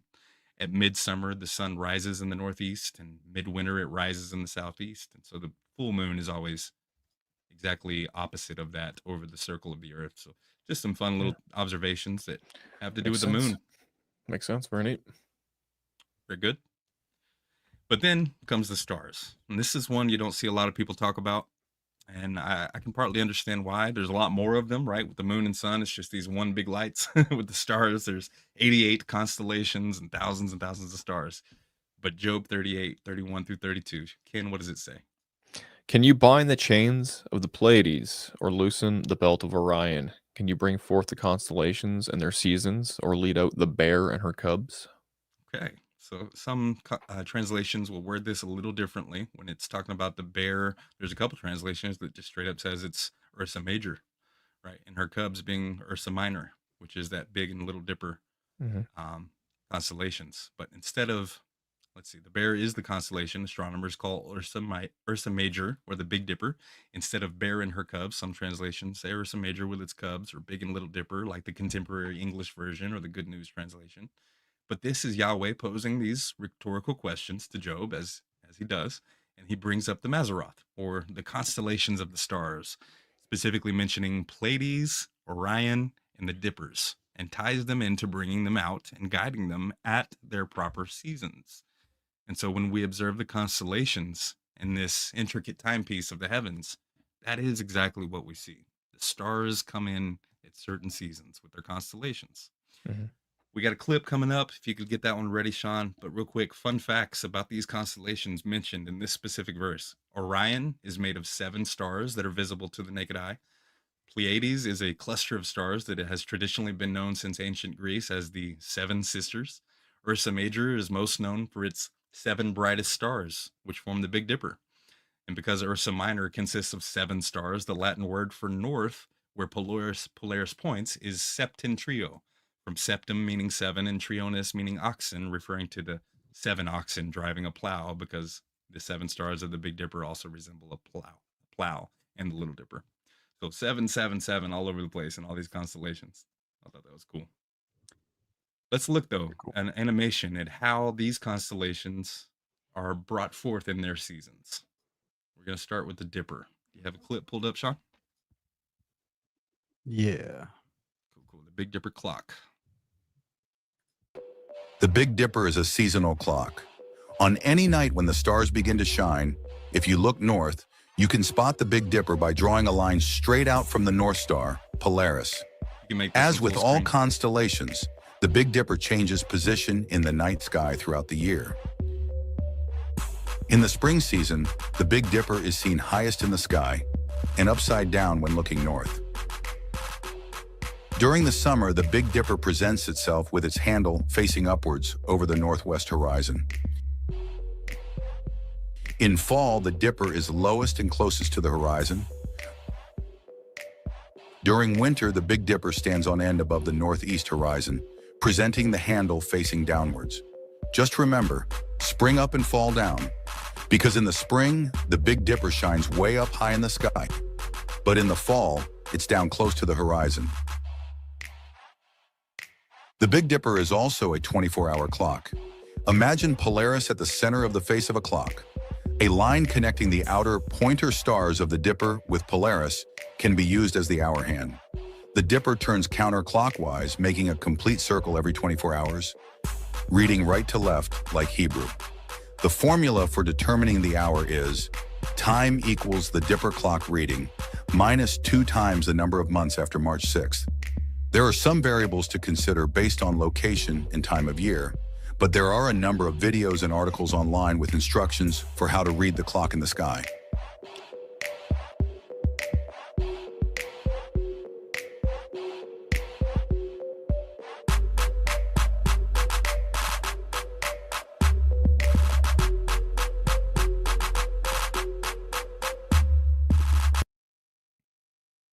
All right. So yeah, Ursa Major, known as the Big Dipper. And the Big Dipper is just part of the tail of the Bear constellation. The Big Dipper is what they call an asterism, because it itself is not the whole constellation. It's just the most recognizable part of it.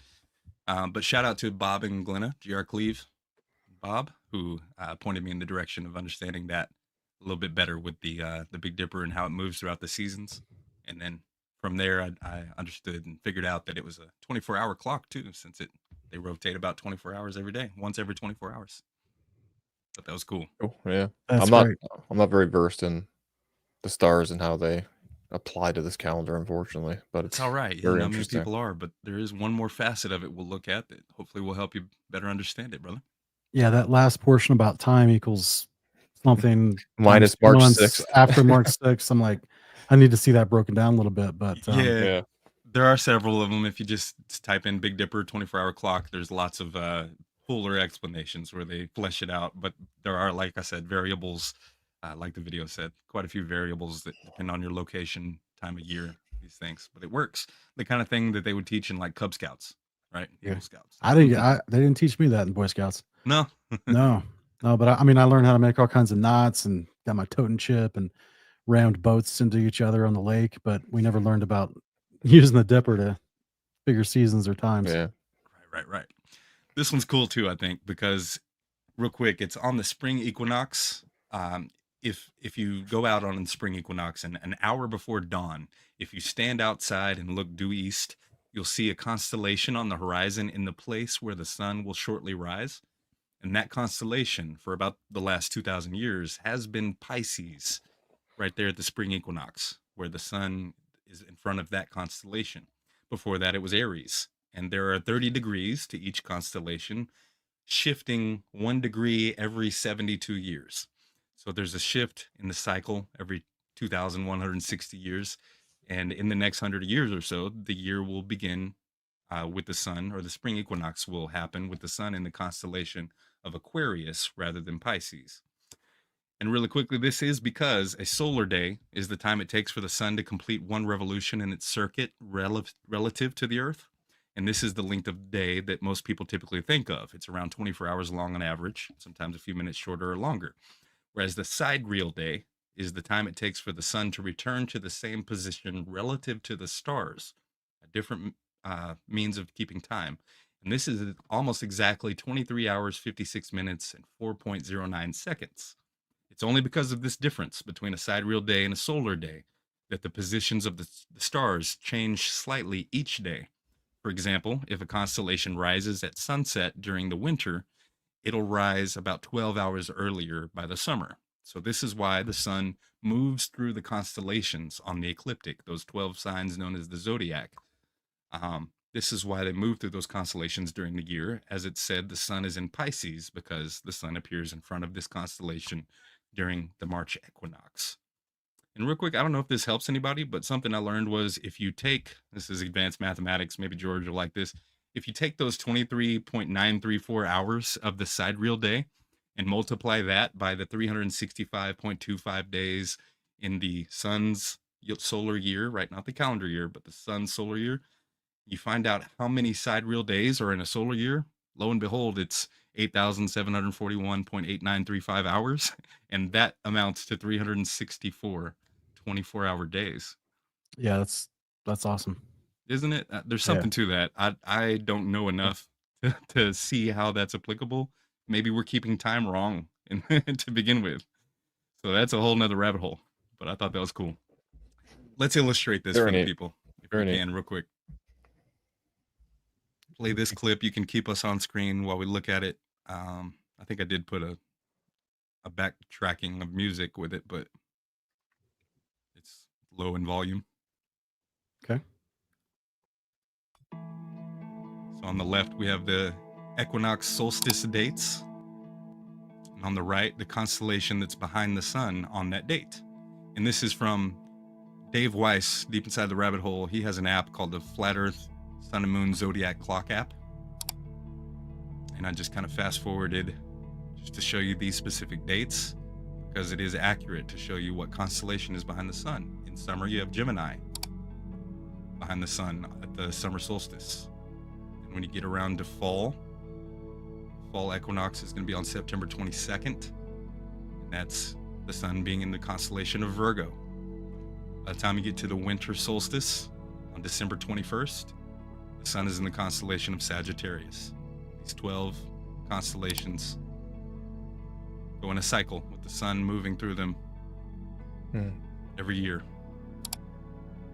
shifting ever so slightly so that by the next season, the sun is in a different constellation. And that's how that works. We're definitely not saying that this is a system that you need to use for horoscopes and divination of determining what your day or your year or your mood is going to be like. We don't subscribe to any of that nonsense. But we do think that the observations are true. The sun does remain in these constellations at each part of the year. Beautiful to think about. Yeah. Man, God is so good. I don't fully understand. I don't fully comprehend, but what I do comprehend, it amazes me. I would have loved to go more thorough and deeper into this, but just for the sake of time. You know, I've heard that the Mazzaroth was on the temple floor in Solomon's temple. I've heard that from supposedly rabbinic sources. And I always thought that was kind of weird. And I thought, why did they do that? You know, that doesn't make a lot of sense. Was that when, if that's true, did that occur when Solomon went apostate and then started worshiping, you know, the hosts of heaven, Deuteronomy 4:19, which he shouldn't have?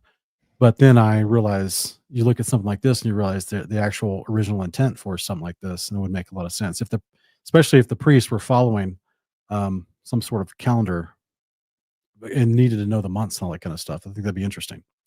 So, right. Yeah, agreed.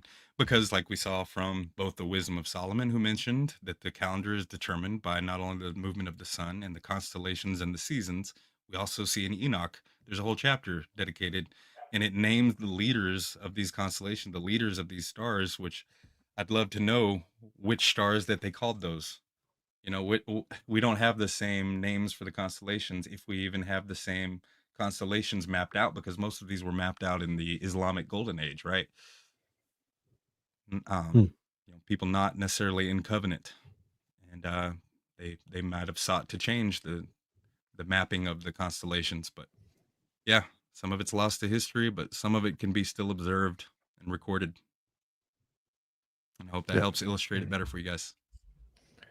It We looks can fly great. through this. Thank you, brother. We can fly through this real quick. It's just showing that Exodus says it's the first month, and the beginning of the months is going to have the feast of Passover, and then Deuteronomy 16:1 goes on to tell you that the Passover is in Abib. When you look at the definition of Abib or the concordance entries for this word, it says it's the time of fresh young barley ears, or barley or grain or corn, but not the corn we think of today like maize. That was a word for grains and barleys. um, Month of ear forming, the greening of a growing crop corresponding to March April, which is when we see the spring equinox occur towards the end of March. So that month would last through what we call April on the Gregorian calendar, the first month of the spring season. Interestingly enough, in that definition, you see the corn, the fresh green corn. Well, Exodus 23:15 Septuagint, instead of saying Abib, it calls it the season of the month of new corn. So lots of evidence that the year begins in spring, right? Mm-hmm. First month of the year is in Definitely. spring. Flying through this on the next one, a couple more mentions of what can help you to determine the start of the year. We don't have all the facts pinpointed, all the details of it fleshed out, but this hopefully will provide a support system or a foundation to build on to understand it better. First Enoch 71:42, it's at that period, the end of the 12th month. In the context of these chapters, it says the night becomes shortened in his 9 parts, and the night is equal with the day. The year is precisely 364 days. And so that's the end of the chapter after the 12th month. So then when you bounce back up after the end of the year is over, you're coming to the first month again.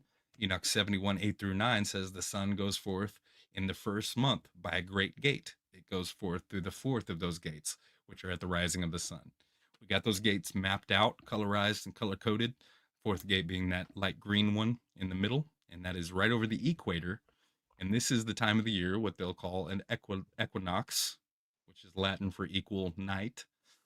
And that's going to happen when you have an equal period of day and night. And then it says immediately after that is when the sun is going through the fourth gate for 30 days. So this is why I can understand when people go to try to intercalate that they wait for the equinox to happen before that's the sign for the first of the year, and you can't start the first of the year before that sign. I get that. Yeah. And I understand why brothers like George Newber do that. I think that's probably right based on this order of events, right, listed here in Enoch. What do y'all think? Yeah. No, I agree. It makes most logical sense to me. That's how you would determine the head of the year, waiting for the equinox to actually take place. And then, Specifically the equal day and equal night period, which Yeah. there's an argument that can be made that there's the equinox versus the equilux. Equilux seems to be more specific. Others will say there's not really an equilux anywhere far north or far south of the equator. So lots of details and variables come up when you're looking at this discussion and different arguments, but it's fun. It can be mind numbing, but it's fun to consider all the options to Yeah. give you a better rounded picture of what the truth may be. Yeah. Amen. That's why we say the equinox or the equilux would be a sign for the start of the year, because of this chapter here of equal night and equal day coming right before the first of the new year. Yeah. That's the one for sure.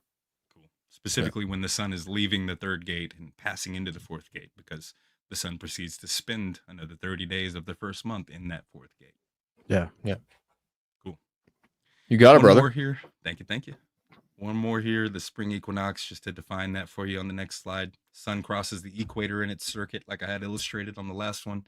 Day and night are approximately equal length everywhere on Earth, as they say for the equinox.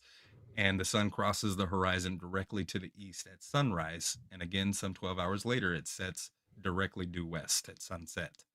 This equinox can range on the Gregorian calendar anywhere from March 19th, March 20th, or all the way to March 21st. And this is one of the signs to help you determine the beginning of the year. And I hope that we get to build more on it, right? I'd love to do another episode in the future once I've come back to the topic and understand some details a little bit better. Just to kind of wrap it up and concluding thoughts on my behalf, if you are having trouble understanding this, I want to encourage you. You're not alone. It has taken me several years of repeatedly coming back to the subject to wrap my brain around all these details a little bit better every time. Like with anything else, you get better with practice. And at the end of the day, if you consider yourself a follower of Jesus Christ, Yeshua of Nazareth, the high priest of covenant Israel, and you disciple after him, following after his example, walking as he walks, then part of that is observing his Father's set apart feast days and appointed times. And in order to do that, there has to be a scheduled, organized calendar system to determine when each one will be. So there's lots of variations of the calendar. And I know we couldn't get to every detail of this one and all the reasons why it's more accurate than the others, but I continue to pray these presentations help you guys to have a clearer picture of this calendar. I look forward to being able to build more on it in the future with y'all. And yeah, what do you guys think for outro, concluding, closing thoughts? Yeah, that's my prayer. Go ahead, Sean. Go ahead. Yeah, this was amazing, brother. Yeah, good stuff. Good compilation of information. I think you correlated it well to put it into visuals well. With obviously animated graphics at times. I think this is great, man. It's like you and I have talked previously. This is a super challenging conversation for a lot of people.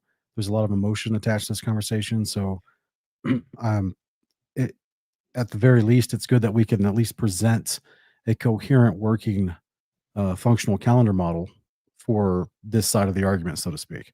And obviously, unfortunately, what the other side of the argument will be forced to do, as you've shown in your presentation tonight here, mixing not just the modern day accepted books of scripture, but also the ancient books of scripture, it's going to force them to start chopping books out because it's so blatant in these scriptures that they're all, coherent and synced up together. And I don't want them to start chopping books out, right? But unfortunately, people get so passionate about these things. They get wrapped up emotionally in them because they've been doing them for years and years. Who knows? They could have been doing it for generations at this point, right? So it becomes a strong family tradition that they don't want to break away from. And for a lot of people, it's going to be emotional damage. Good one. I think drop that one. We just have to be loving, and encountering this conversation with all of the people out there listening and watching. Wes presented some extremely strong, coherent, verifiable evidence tonight from the scriptures and from natural observation that anyone can go test. And I think that as you do, and you start to see, okay, well, this all lines up. Everything you're saying lines up.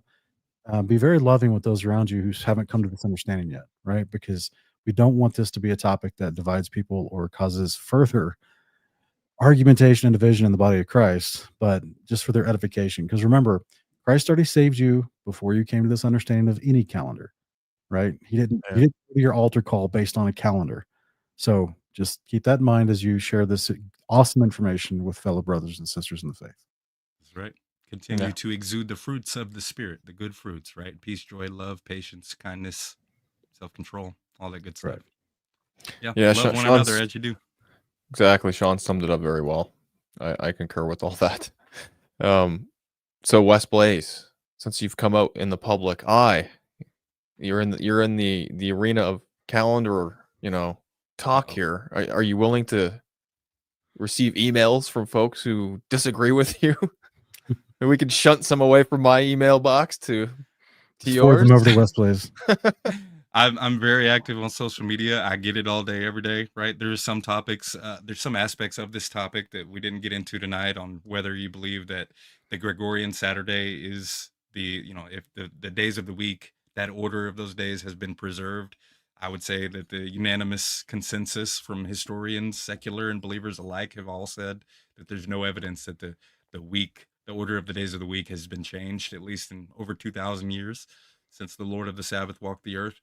and lots of other evidence. There's a circadian rhythm in our biological clock that our pineal gland and the endocrine system we have will release melatonin in a higher concentration on the day that we call Saturday. I think it's beautiful. Lots of stuff I'd love to cover more. And so, like I said, with that and the idea of when the day starts is a whole nother argument. I get a lot of it. So yeah, if y'all want to message me on any of these social medias to flesh out some of your disagreements, if I have time, I'll do my best to get back to you. Jokes aside, I mean, yeah, it's a good I love this topic. I actually do. It is near and dear to my heart. It amazes me what the Father has told, people like Enoch, Prophet Enoch. And I think when we do our due diligence and read his words with open hearts and eyes, it becomes quite easy to see how things do work in this created earth that the Father's placed us within. So yeah, this calendar works for me. It's logical, and I enjoy adhering to it the best that I can. And just seconding what John said, like I don't make it a point of disfellowshipping or any of that type of stuff with folks who disagree with my stance on it. We're all trying at the end of the day, and I respect people who are willing to research this topic even if we don't come to the same conclusions. So yeah, appreciate you, man. Great graphics, great presentation as always. You do a spot on job here at Uncommon Ground, both you guys. Sean, you on the soundboard. Good Right. stuff. Yeah, I'm just support role right now. It's all good. Wes, hey, would you be willing to sit in the hot seat on this topic? On this topic, man, yeah, I've been debating back and forth on what topic I would do. There's a lot of details I feel like people would ask me about that I don't have a confident answer about. But if you want, No, it's if you want. yeah, okay. Not especially with this topic. I don't think the hot seat would. Not for this topic. Maybe not. Okay. I do better with presentations, so I'm nervous about which topic we would do. But I'll pick one and get on the show with it, brother. So the live questions gives you pause. Well, just because the unknown, because there are a lot of things with this topic in particular that I don't necessarily know yet and don't profess to know. Okay. Way to put him on the spot, Sean. Okay. And the most of the people that disagree with this calendar would already throw out books that we have agreed are inspired scripture, and so it's just. Well, you've got all the dicey, answers for those, though. I do. Not all So- of them, but some of them. Yeah, you're pretty well versed in why those books are valid. So that's a part of the defense of the argument. So yeah, just consider it, because I Okay. think you did a great job, and I think that this information will be hard to disprove. Well, appreciate it. Just consider All it. glory to the Father. But the hot seat is for all types of theology that we may not agree with. So I personally would agree with this one, but that's still it'd be interesting to see if what people would come up with in a large scale audience reaction from opposing views. It might just make the arguments better. Thank you. Cool. I appreciate it. Yeah, thank you for the invite. I do plan on taking you up on that with some topic. Haven't decided yet. Yeah, So I'll be going. fellas- I'll be going on the hot seat too. I want to pick the best, Right. most controversial. That will yield the most super chats and all that stuff. Right? It And can't be ultimately, something. just one that I feel confident in, that I can do justice to, that I can, really Yeah. provide a good, solid argument for. Yeah, there are a few of them, so I'll narrow it down. But brothers, I love y'all. Thank y'all for joining me. Everybody watching, I love y'all so much. Thank y'all for your support. Like I said, go to www.uncommonground.pics to see. We got all the meme collection up there. We got an episode guide for Uncommon Ground with some amazing resources. Get you some brochures. Check out the support options we have available there, since Lighthouse is no longer available for the time being. And that being said, our outro song tonight is Family Crisis by the one and only, our very own Mountains into the Sea, Ken Heidebrecht. Super appropriate lyrics for the aftermath of discussion that follows this topic. And I implore you all to hear them out and take them to heart. And until next time, bless God and may he bless you. Love you, bros. Love you too, Shalom. guys. Brothers, be aware of your words. We're all on the same team here. It doesn't need to come to this.